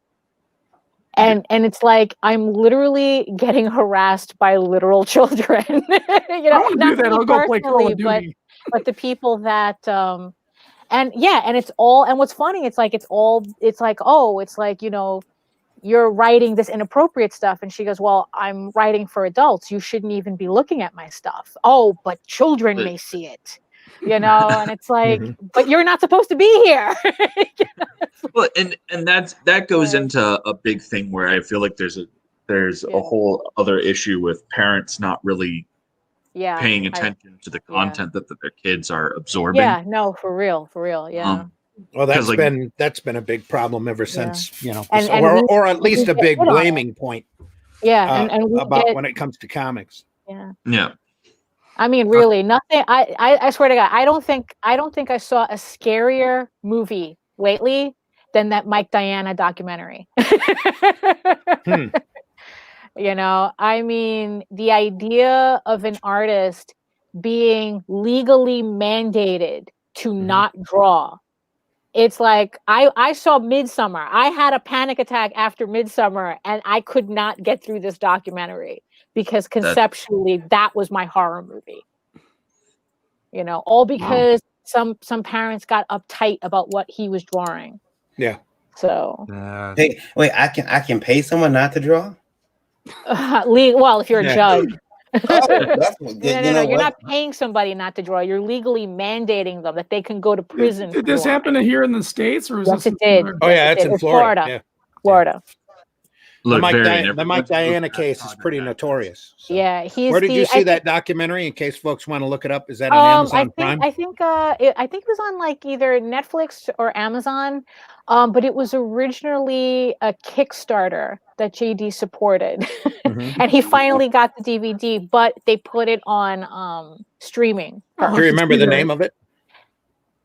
If you give me a minute, I can go get it. I think it's still on top of the table. Is it named after his work, Boiled Angel? I think so. I think that's the one. Yeah. Yeah. It's like, I mean, it's horrific. It absolutely is horrific. Yeah. So it's like the idea that people are trying to do that type of policing again is just, I can't stand it. I can't. It's like. That case was 10 or 12 years ago, though, if I remember right. It was. So we've clamped down even harder since then. It's just that nowadays nobody wants to test those limits. Yeah. Because they'll end up getting trolled on Twitter or tossed off or whatever. You don't see any really good quality underground work anymore. Not that Boiled Angel was top notch, but he was out there pushing that First Amendment limit on purpose. And he was coming up with the most blasphemous, defiling things that he could possibly think of, like a lot of the True Underground stuff used to do. Right, but it was just like, it doesn't have to be like, he didn't need to be Robert Crumb.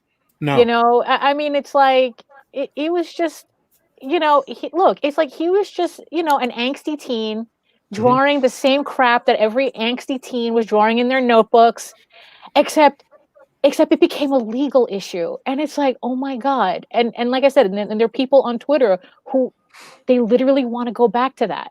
They literally want to police, what artists can do and not do. I think what's most disturbing is that it used to be conservatives and now it's exactly. I mean, There really needs to be community. an in-depth documentary look at the Code Authority, because that's not what the Code Authority was instituted for. The Code Authority was instituted to regulate who could and could not get on that spiral rack. Yeah. Because at the time they were cutting down to spiral racks inside of drugstores and grocery stores.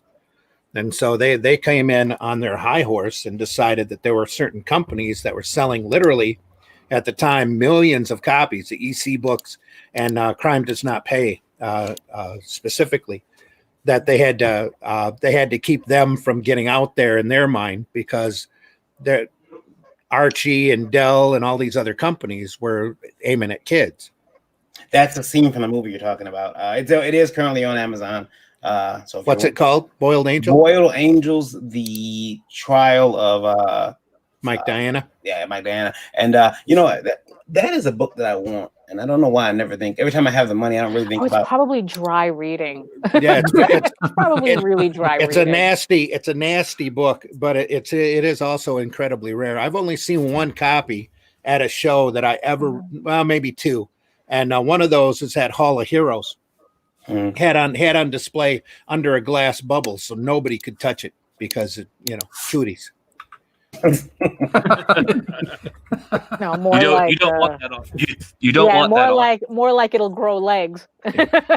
Back in the 80s or 90s, they had a religious group that tried to restart and did a new Seduction of the Innocent. I've got a copy of that, where they were taking apart a lot of the supernatural books and pointing out Satan.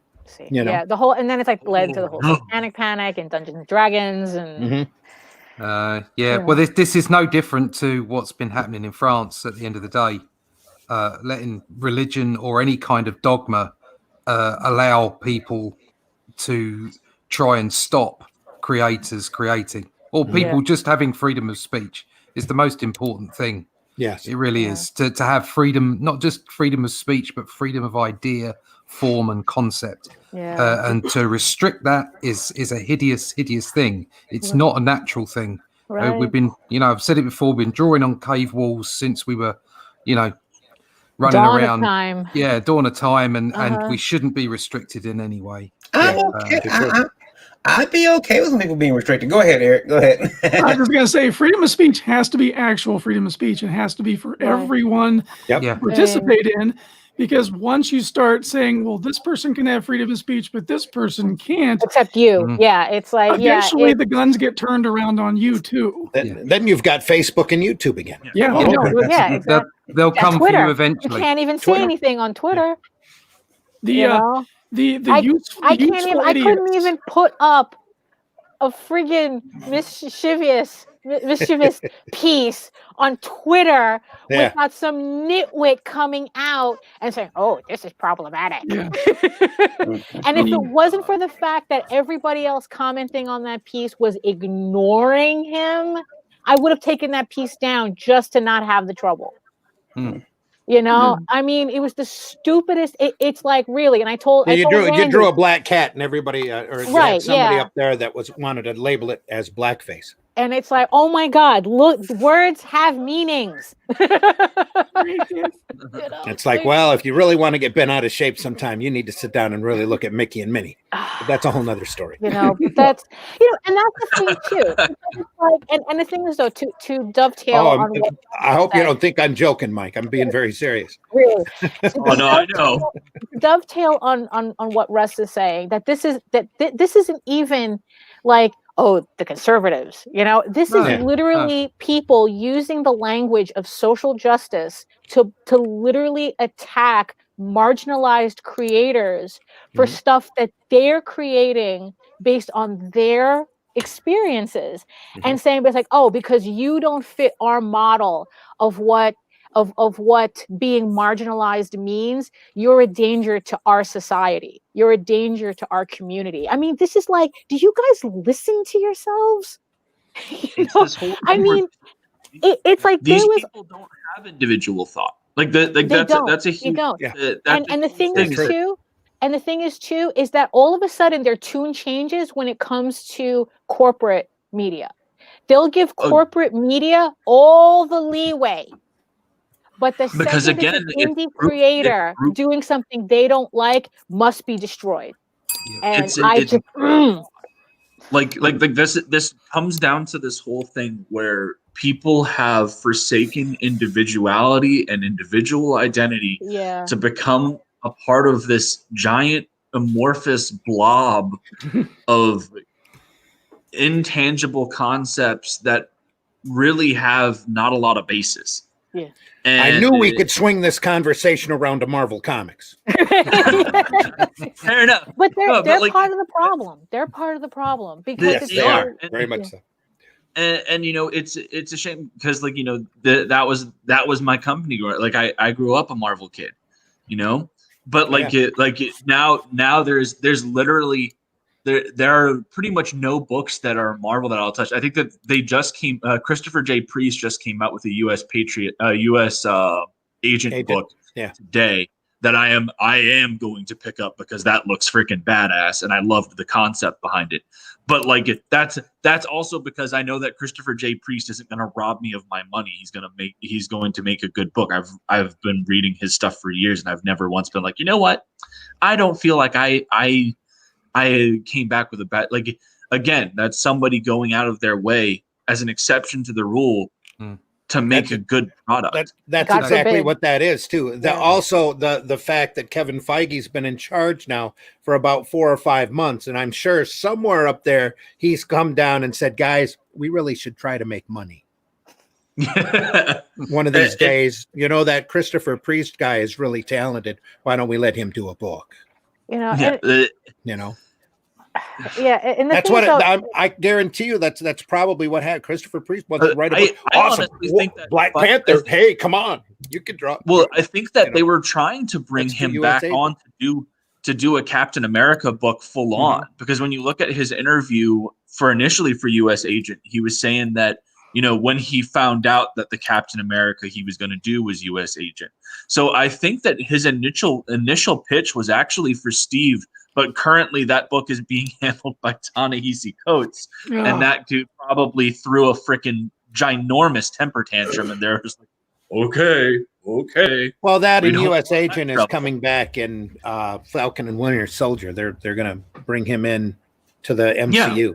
So no, and I understand that, and so that makes sense from that standpoint as well. But I do think that, like, Christopher Priest had intended to come to Marvel to write a Captain America book, like actual Captain America, and they put him on U.S. Agent because they've got him coming in as one of the antagonists of Falcon Winter Soldier, and then on top of that, I guarantee you, Ta-Nehisi Coates was like, no, and threw a giant temper tantrum, despite the fact that his book has sold jack shit, and he's been through like 4 or 5 artists because people can't fucking stand working with him. So it's when you go through Leno Francis Yu and Andy Kubert within your first 10 issues of a book, you're fucking up. I have a question. What the heck is an unpublished novelist?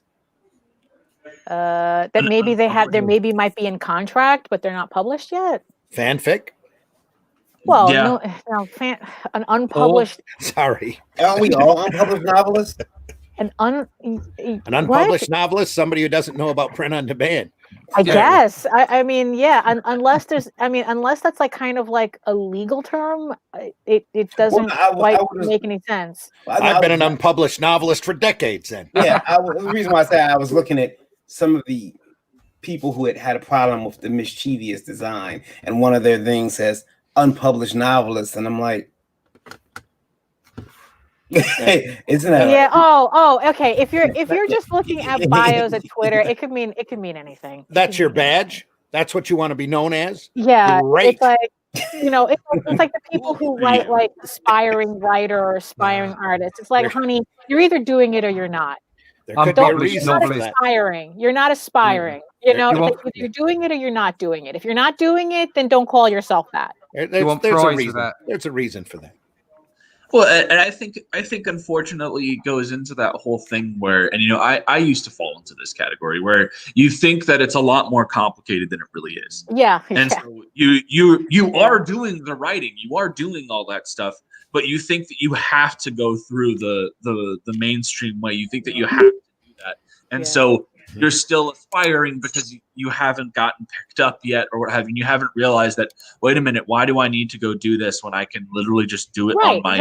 Exactly. There's also a lot of people that think it might be a glamorous title without actually wanting to put the effort in. That is also true. That's also a problem too. There's hundreds of thousands of photographers out there. They want to be known as creators without doing the actual creating. It does happen. Yeah, I don't wish to be mean, but it does happen. You know, it is kind of if you've got nothing else. If you're not driving for something, it's easy to just put a glamorous title on yourself or what you consider to be glamorous. Yeah, like Lord or Reverend or Esquire. Yeah. Esquire. Yeah. Jesus Christ, Esquire. Yeah. I have taken telling you, man, any title I can get to add to my name, just so I'm and not I know that we're ripping on Variant, but what sucks is that whole concept that we have, that these people have on like Twitter and everything, those are the assholes being picked up by the mainstream. Like, that's what's so fucking frustrating. I mean, and the thing and what's offensive about the whole thing is that they're actual creators doing the actual work. And all they're doing is allowing Marvel the accolades of deciding that, this most superficial aspect of your identity is marketable and can make us money. It's like, how do they not find that concept offensive? No, the make us money part is wrong. They don't care if it makes money or not. But they're obviously getting something out of it. I mean, it's like, look, because honestly, I don't understand the whole clout chasing thing. Because look, at least with Bitcoin, I can buy blow and hookers. I don't know what you can do with clout. But capitalism is evil. Daphne, to a lot of these people, they're not concerned about making money. They're concerned about running the propaganda on the youth. So Daphne, this goes back to the whole groupthink thing. Yeah, they don't give a shit about profits because they're getting the pat in the back from the other people. Yeah, it's the clout. It's the clout that they want, and it's I don't understand. That's all they care about. And it's a shame because they'll look at people like Variant. They'll look at people like Eric. They'll look at people like Russ. They'll look at people like me, and they'll be like, should I hire this guy that is actively put out product and has made profits on his books and has gotten his books out when people really enjoy their things, or should I hire this guy with a verified a verified Twitter account that reaches millions of people that has he fits in our box as to what we need, as I guess as propaganda. Let me tell you guys something. I'm interested in the coke and hookers. Yeah. I heard about that. I didn't know there's any hookers that took Bitcoin. I know that. Variant's just like, now time to go invest in Bitcoin. Yeah, I'm sure you could find them if you looked hard enough. I do want to say this. If I can get that blue check mark, which is another title that's eluded me, if I can get that blue check mark with being black and disabled, I can probably run Marvel in a week. Dude, do it. Please apply to Marvel and create. You know what's funny? That me and JD were talking about that, and it's like, you know what, the people who are like raging against how Marvel is being run, that's the only way to do it. You want to change how it's being run, you got to get in, you got to do it from the inside. They're doing it from the inside, so you have to do it from the inside. Just fake it till you get in, and then actually write good stories. You know the old expression: "It's not who you know." It's I can get in there. I'll get in there, and then you got that purple wig, man. Come on. Yeah. When I sit at the desk, I'm like, okay, there's gonna be some changes. Look at CB Cebulski, I think, got in without having one actual real credit. It was all accredited to some Asian dude. If it wasn't for the fact that no, never mind. No, scratch that. He's just like, man, I'm about to have an aneurysm. So I'm Shiro Otomo lives. Yeah. Oh goodness. It's genuinely a tragedy. It really is. It really is. Because you know, especially when you look at Marvel, back when Stan Lee was doing things, it was a brand that was pushing things and telling stories that, like, the whole idea of Marvel. No.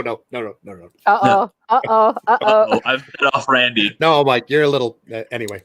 I'm writing a book. I'm writing a book. Okay, I mean, if I'm wrong, I'm wrong.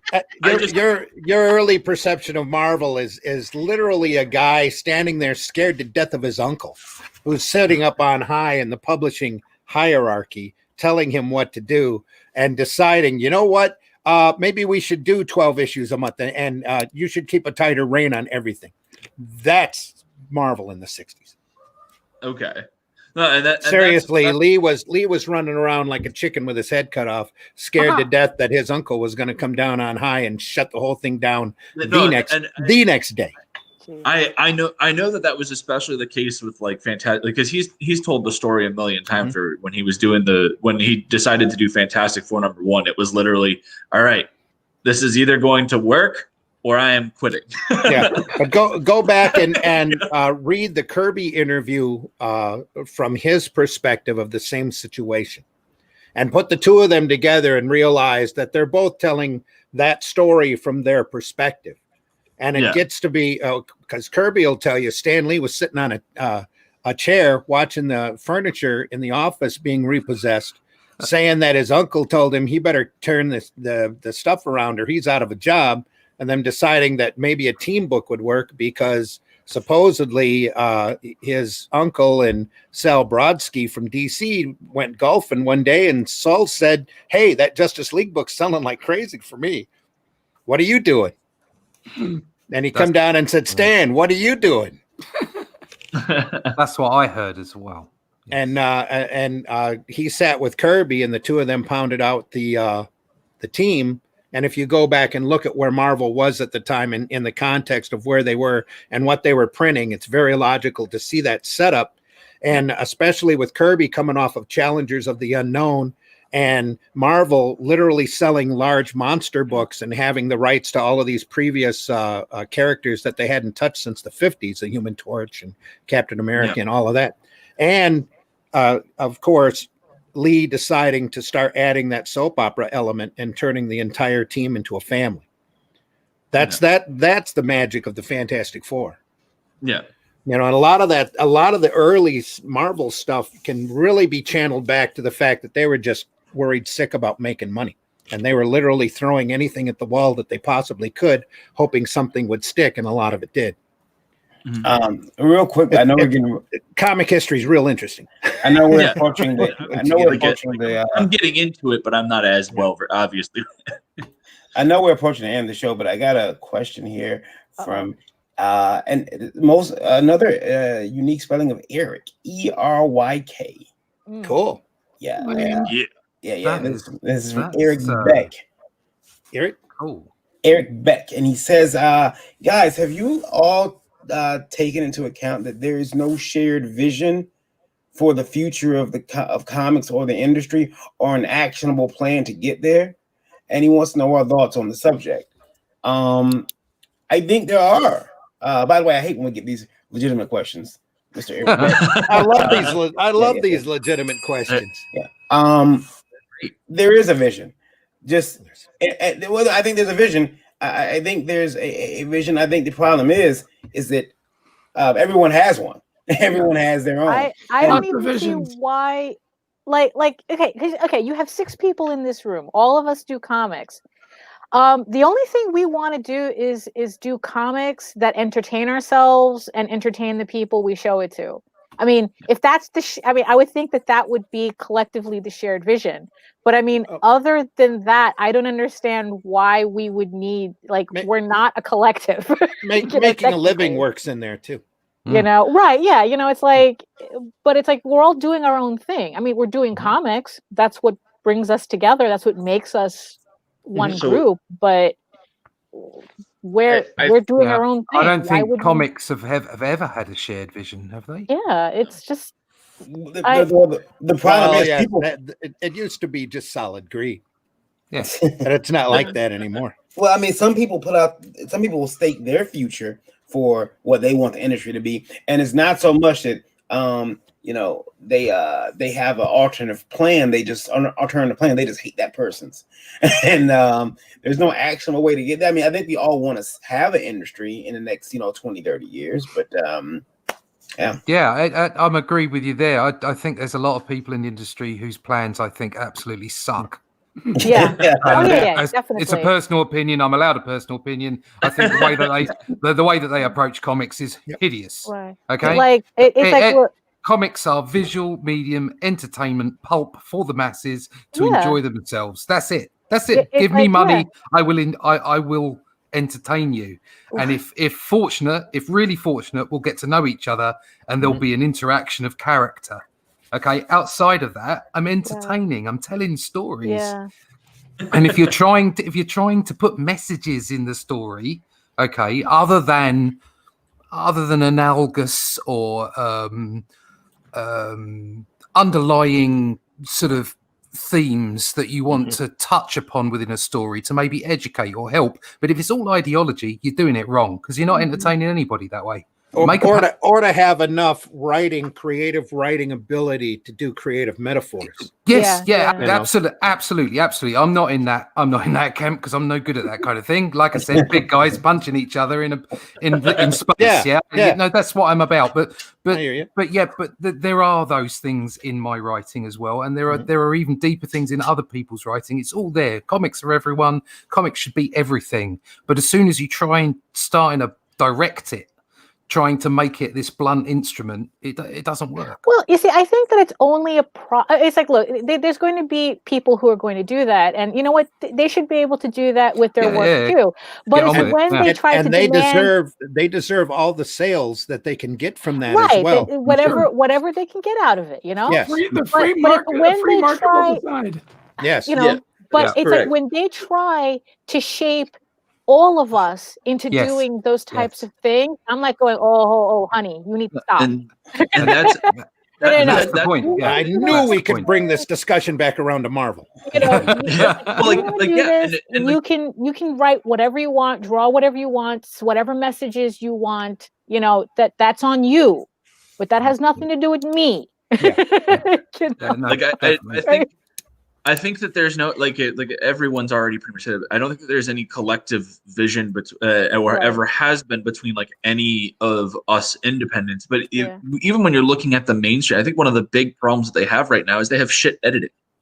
Because Russ just pointed out, it's like, hey, not just in the mainstream. No, in general, but since we're because I'm fairly certain that this guy that the question is probably more directed towards the direct market because that's I think so too, a lot of so when you're looking at that, not everybody is going to be Alan Moore. Not everybody is going to be able to make make something that is a political satire using superhero. Like not everybody's going to be able to do what that guy can do.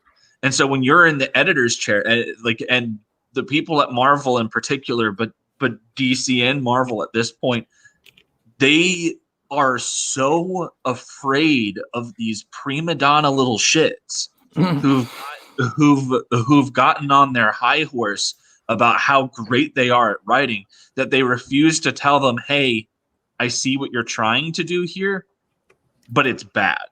Like you didn't write this well. You need to scrap this and start from scratch, or because because like that's like it's just one of those things where like you need like constructive criticism is so integral, and if and that's an editor's job is to look over a script, look over everything that's been coming out and be like, this works, this doesn't. But you're not getting any of that. If these creators did not get mad and castigate and try to push out the people that were criticizing their work, we would never have the crowdfunding levels that we have today, and these books making millions of dollars. It all balances out, doesn't it? Oh, it's a very interesting set of dominoes. I'm writing a book. And I'm writing a book. I'm not sure if I've mentioned it, but I'm writing a book. I'm writing a book. Mr. Beck. Oh, go ahead. Randy's an unpublished author. I'm an unpublished a graphic novelist. Unpublished graphic novel. I am a published author.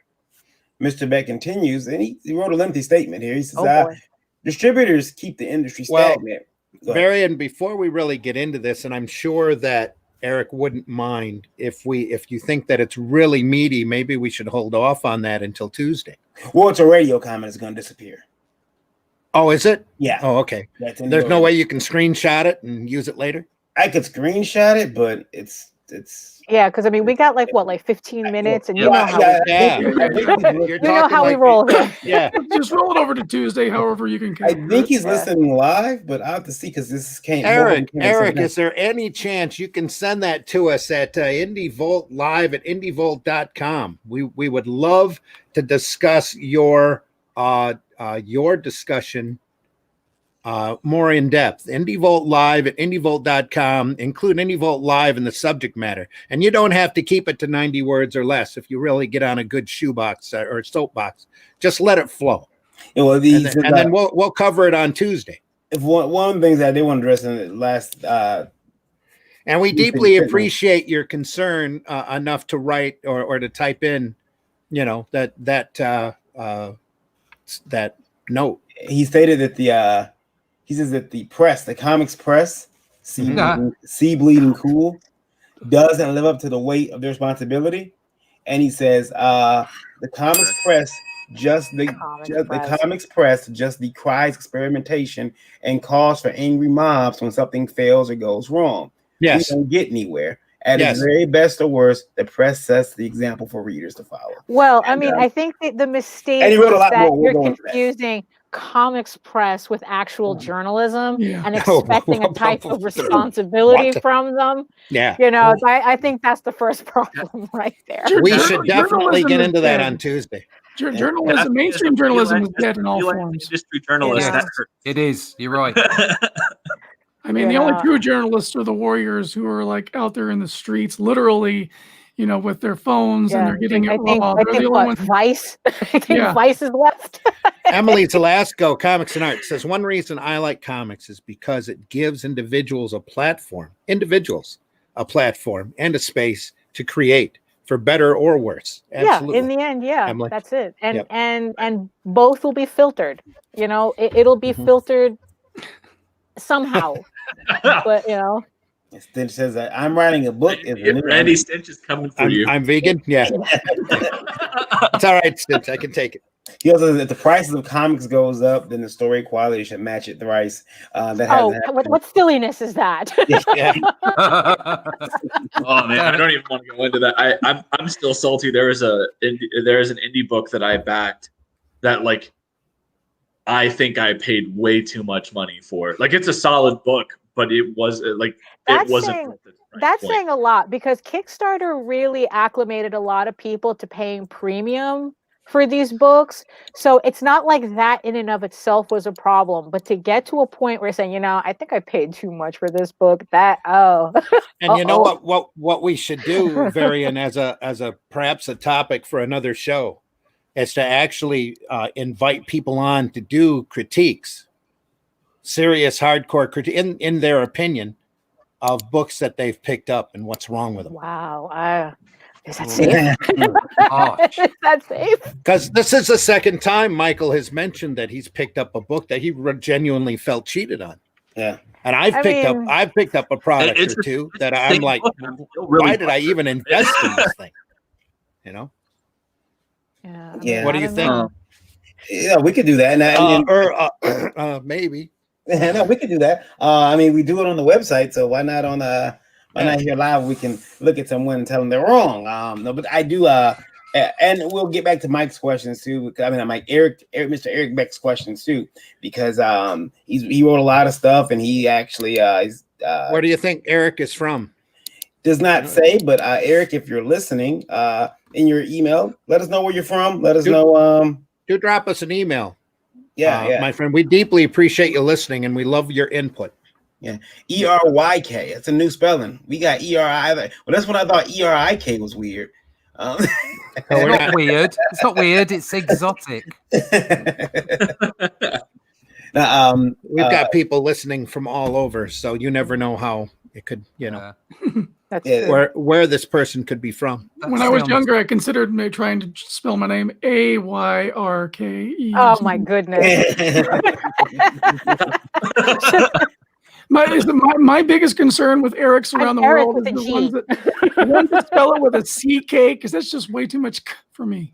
Eric, at the end it's Eric with a Y sounds very Norse. Yeah, it does. JD Calderon says Bleeding Cool and CBR release all the press releases from Marvel and DC the way they're supposed to. Well, I don't even know about that because that gets kind of tainted at times.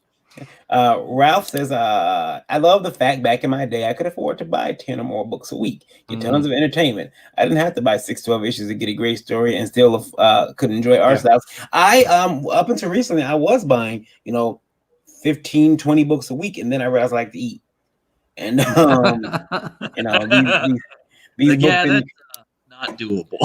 Well, we're really a mess here in the States because you either have to go for a complete story for at least $20-25, or you're getting chunks of story for $5 or $6. Where like over in look again, to use Japan as an example, they do every type of format that you can imagine for any type of price range and any type of quality level.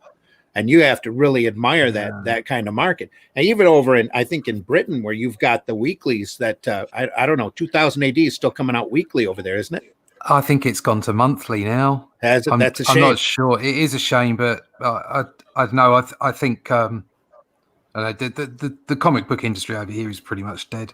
There's a couple of comics. It's Europe you want to be going to, like France, Belgium. That's Italy, also a shame. Yeah. Well, Italy is a whole nother story. They have incredibly inexpensive graphic novel digest form that they sell that are really accessible. Listen, if I could sell far more comics for the same amount of money that I'm able to put together one graphic novel, I would do it. Yeah. Because it's about spread. It's about getting it across to as many people as many eyes as you could possibly get on it. That's why I would have loved to have worked. And I know the bullpen is not a real thing, and all this stuff. I understand. I'm looking at it through rose-tinted glasses, but I would have still have loved to have been pumping out pages for Marvel in the 70s. But I threw a little. Yeah. All of us would. I threw a little newspaper together for a decade that we gave away for free that was advertiser supported. Yeah. And I can tell you that there's people out there that love to read comics. The majority of people out there love reading comics. It just has to be accessible at a price point that they can easily obtain. Yeah.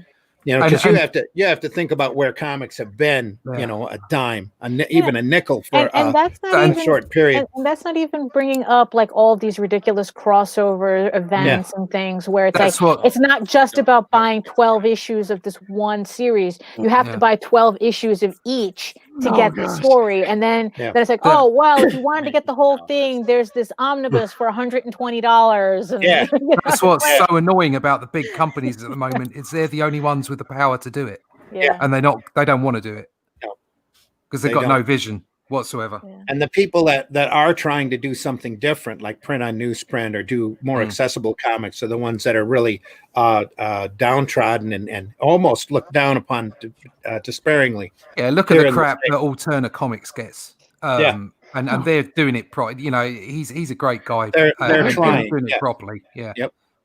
I love the small story format, the 1 to 3 issue spread, the 1 to 4 issue. Bite-sized little bits, and just really good stories, good story writing, good writing. Sim says that EIRIK, by the way, is over there a lot. That's a weird spelling of Eric too. I would look at someone at Eric. Eric. I've got a nephew who's Eric, ARIK. Mm-hmm. Yeah. Well, you know, it's okay because all the variants in the world, and there's very few of us. There's a few of them, and just you know, I'm just very glad that none of us have done anything that's going to be like really embarrassing. Well, you know, on television they used to carry a tuning fork gun. Yeah. Well, now they got one entangled from Disney. There's a variant, and I'm like, really? And and at least he's a smart kid. Really? Yeah. I always misspell your name when I'm writing it out. I put I-O-N instead of I-A, and I'm like, that's okay. I had a friend for years. I looked at his phone. He had me as variant. And so I started listening, and I would listen, and I'm like, this so-and-so thinks my name is Variant. And hey, Variant. It's like, where I hear that T. Stop it. There's no T in my name. With my name, nobody knows how to spell it until I tell them, until I say Scooby-Doo. And then all of a sudden, everyone's a spelling bee champion. With Google Voice on Variant, it either comes out as Variant or Gary Ann. Oh, don't ask me why. I can't pronounce your husband's last name with the accent. I can't. I can't. Calderon. I can't do that. And if someone didn't say Lage, right? Yeah, people think, oh, it's 4 letters. It must be complicated. It's yeah, it's German. It's just say it the way it looks. Yeah, laggy. Yeah, laggy is a lag. Yeah, no. Look, I had somebody call me Jessica, and I'm like, "Wait, who are you talking to? Where are you getting this from?" I love shit like this. Like, I felt bad because like I go and I used to work at Starbucks, and I go to the one that I used to work at. No wonder you felt bad.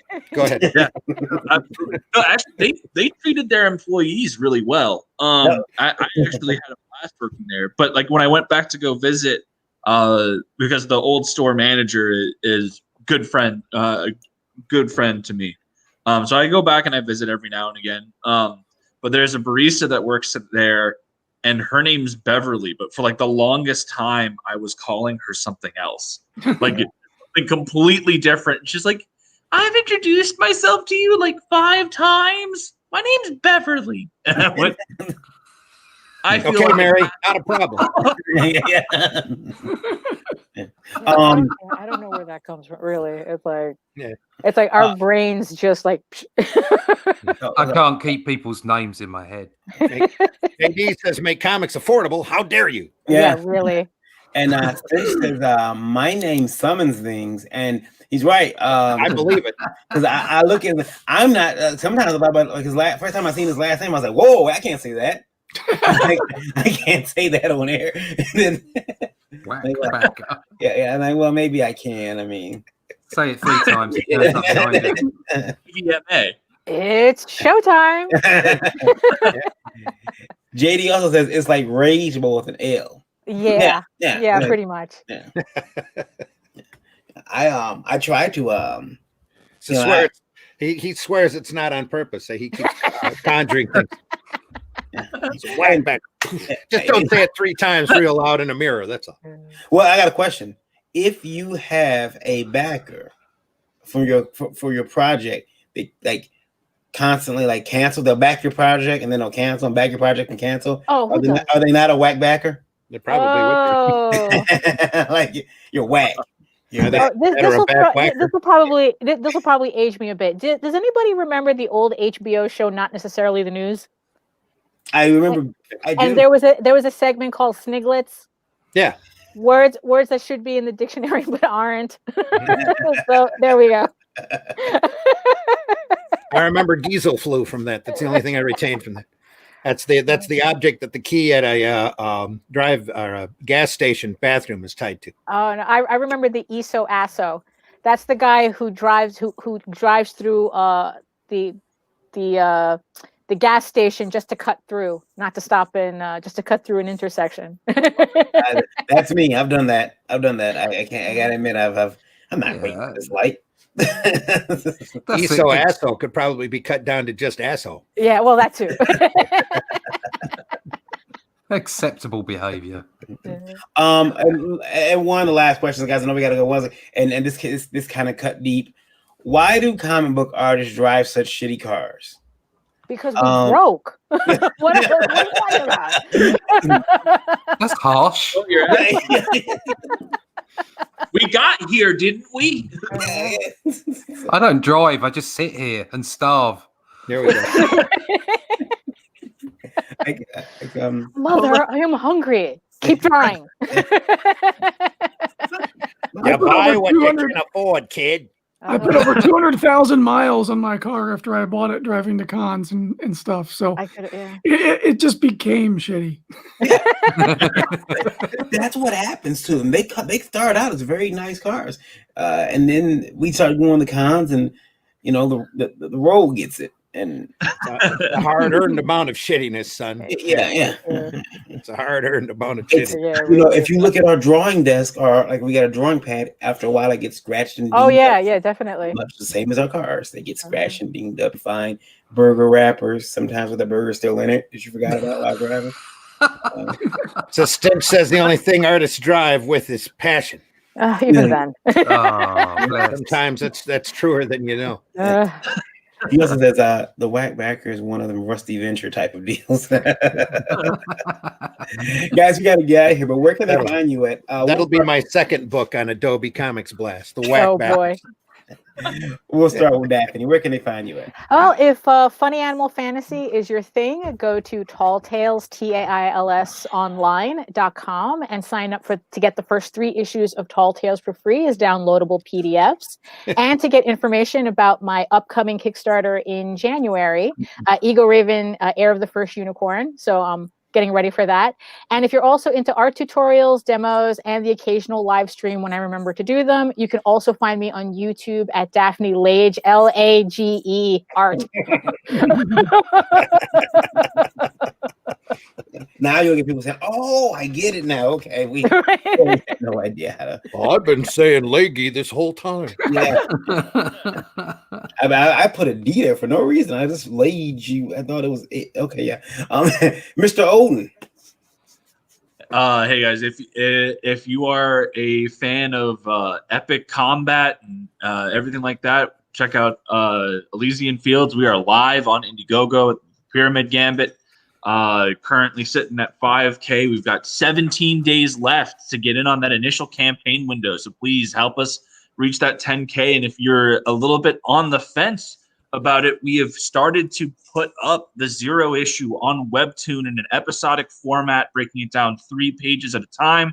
Episode 2 will be up to this evening.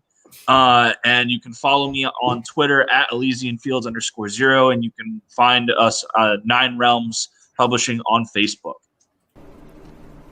You like movies about gladiators? Oh, goodness gracious. I should have seen that coming.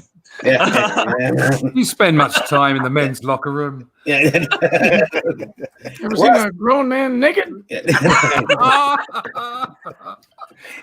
Or my favorite one is I had to clip that one, but he asked the kids in the shot at the time, and I thought that might be a little too weird for today's society. Yeah, probably. Well, my favorite version of that is you ever make love to a man? No, you want to? What the fuck is the matter with people in this business? Adequate. Russ, where can they find you at? You can find me on YouTube as Comic Book Black Belt. The channel has an insight into my production. There's tutorials on there, bits and pieces, also some interviews with some other creators. You can find me at russleach.com, comicbookblackbelt.com. If you're into fun sci-fi action adventure with a bit of cosmic cube action thrown in from the Bronze Age, you can find out more about my book at onlydeathcansavus.com. There is a link there so you can go buy one from Indiegogo. You can find me on the Twitter on the Fleece book. You can find me over at Instagram and on Parlay when it works. Awesome. Eric, where can they find you at? Well, the name of the game is Dreaded Dinosaur Man. So I am at Dreaded Dinosaur in all the social medias, Twitter, Instagram, all that fun stuff. I do have a YouTube, but I need to start making videos for it. And big thing is erichodson.com, ERIKHODSON. And you can help me pay the rent by buying some cool artwork. That'd be much appreciated. And Eric will make sure that artwork goes out to you a lot quicker than I did recently when I realized I had an unfulfilled order from September 6th. 2002. I sent that gentleman. At that moment that Eric's heart just went, what? No. I had an order from September 6th, and the guy was so nice. He wrote me. He says, "Hey, I placed an order, and I haven't gotten it yet." I'm like, I would have been irate with me. So I put a bunch of extra stuff in the box. I'm like, he needs more because I felt really bad about it, and I made corrections to make sure that doesn't happen anymore. So yeah, because I totally like customer service. Yeah, absolutely. Top notch. Randy, where can they find you? I'm on Facebook under Randy Zimmerman. I'm on Twitter under Randy Zim. I don't twit very often, but when I do, it says Randy Zim over there. I'm not anywhere else on any other social platform except YouTube, where I have the Zim Geek channel. ZIMMGEEK, all one word. Over there, please go over there, like and subscribe it. I put up videos very sporadically, but when I do, it's about cartoon, instructional, and about different things about the industry that I really need to put up more videos more often. But other than that, I'll be back on Sunday morning. Maybe even Daphne will be there too. Hopefully. And maybe even Russ. We don't know. I know for hopefully, I can't say I know for sure, but hopefully Glenn Fleming will be there as a guest, so we can talk more about his books and hope that his phone connection stays working. Yeah. That's at the Sunday Funnies at 9 a.m. Eastern time. Then we'll be bright and early on Sunday yet. Bright and early. Yes.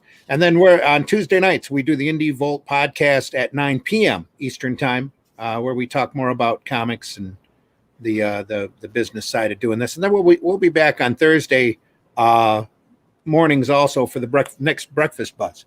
That's at 9 a.m. And also on Wednesdays at 9 p.m., the Indie Princess does Geekgasm on the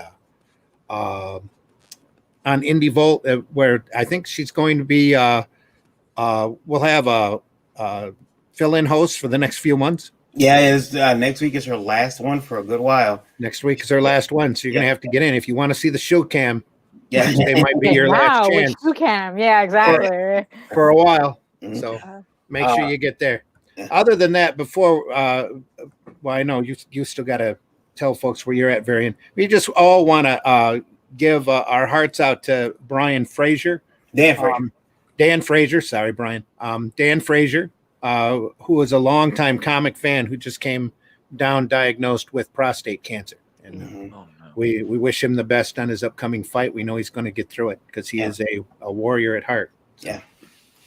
And I want to echo that. Found out about that last night, and it was heartbreaking. So again, our hearts go out to Dan, and I told him, if he needs anything, definitely reach out to us. Yep. Let us know. Me myself tonight or today after the show, I'll be lathering myself up in Australian Australian Dream, which is not code for Chris Hemsworth or Gorilla Milk. Anyway, it's arthritis pain relief sold by Chuck Woolery. I'll be lathering myself up in that and hoping that gives any type of relief. You'll have to let us know how that works. Yeah, it actually does pretty good. Actually, it's pretty good, but it does not last very long. See, at $27 a vial, container. They figured out. Well, we'll get you. You'll come back for more. Yeah, we all get to that age where we all start suspiciously smelling like menthol.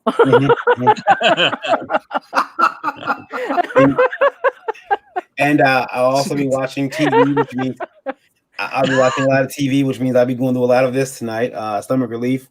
Notice it's not Pepto, it's stomach relief. We're gonna make our own brand of Indie Vote here. It's gonna be blue though. Why are you watching live TV tonight?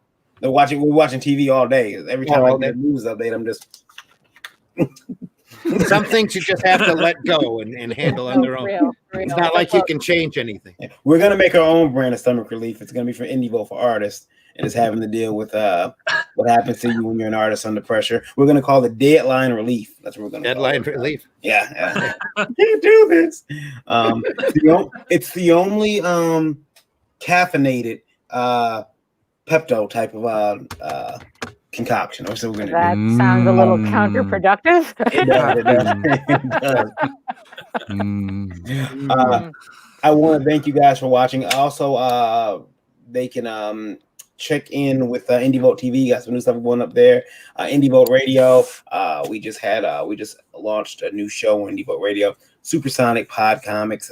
You can download IndieVolt Radio on Google Play, or if you have an Apple phone, you can go on Streamer and download the Streamer app. Type in IndieVolt Radio, you'll find us. You can also check out IndieVolt Radio on Alexa, as well as on the URL on the page indievolt.com itself.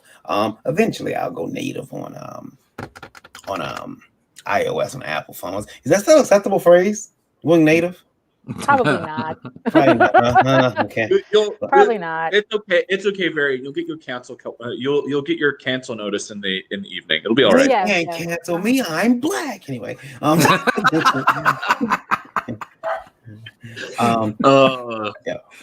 Make sure you check us out on Roku. IndieVolt TV on Roku is free. Lots of good movies up there. Independent content. Some of these shows where we actually go a lot further than we do normally.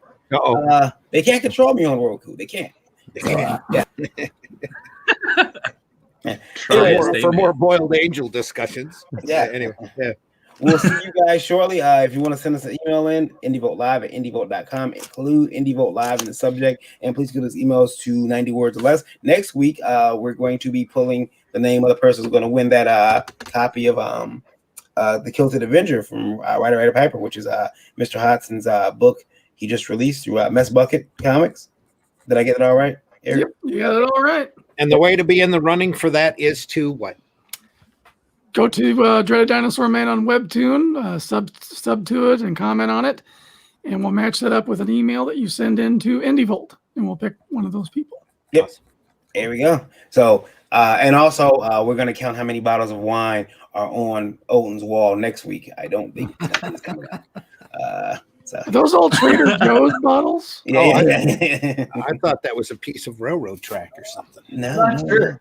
I'm with my folks right now, so it's their wine. But no, those are actually really nice bottles. Now that I'm looking at them, just be jealous. Yeah. There you go.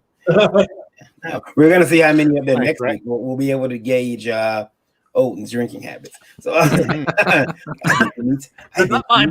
I don't really drink wine. I'm more of a craft beer kind of guy. But you know, I was to drink it. I was gonna suggest Kraken, but it's a whole nother. After what they did to them, I enjoy Kraken a bit, but yeah. Costco sells a really good bottle of sangria. In a box. We'll see you guys all with a little spigot on it. It's awesome. We want to remind everybody the classic words of Jack Kirby: "Kid, comics will break your heart." Yeah, they will. We'll see you guys. Until then, take care. Ciao. And don't do anything stupid while we're away. See you soon. Stay healthy. We'll see you Sunday for the Sunday Funnies, 9 a.m. Nasvidanya. Yeah. There we go. I'll take you out. Right? Go ahead. All right. That's it. Stage left. Stage Bye-bye. left. Take care, everybody. Bye.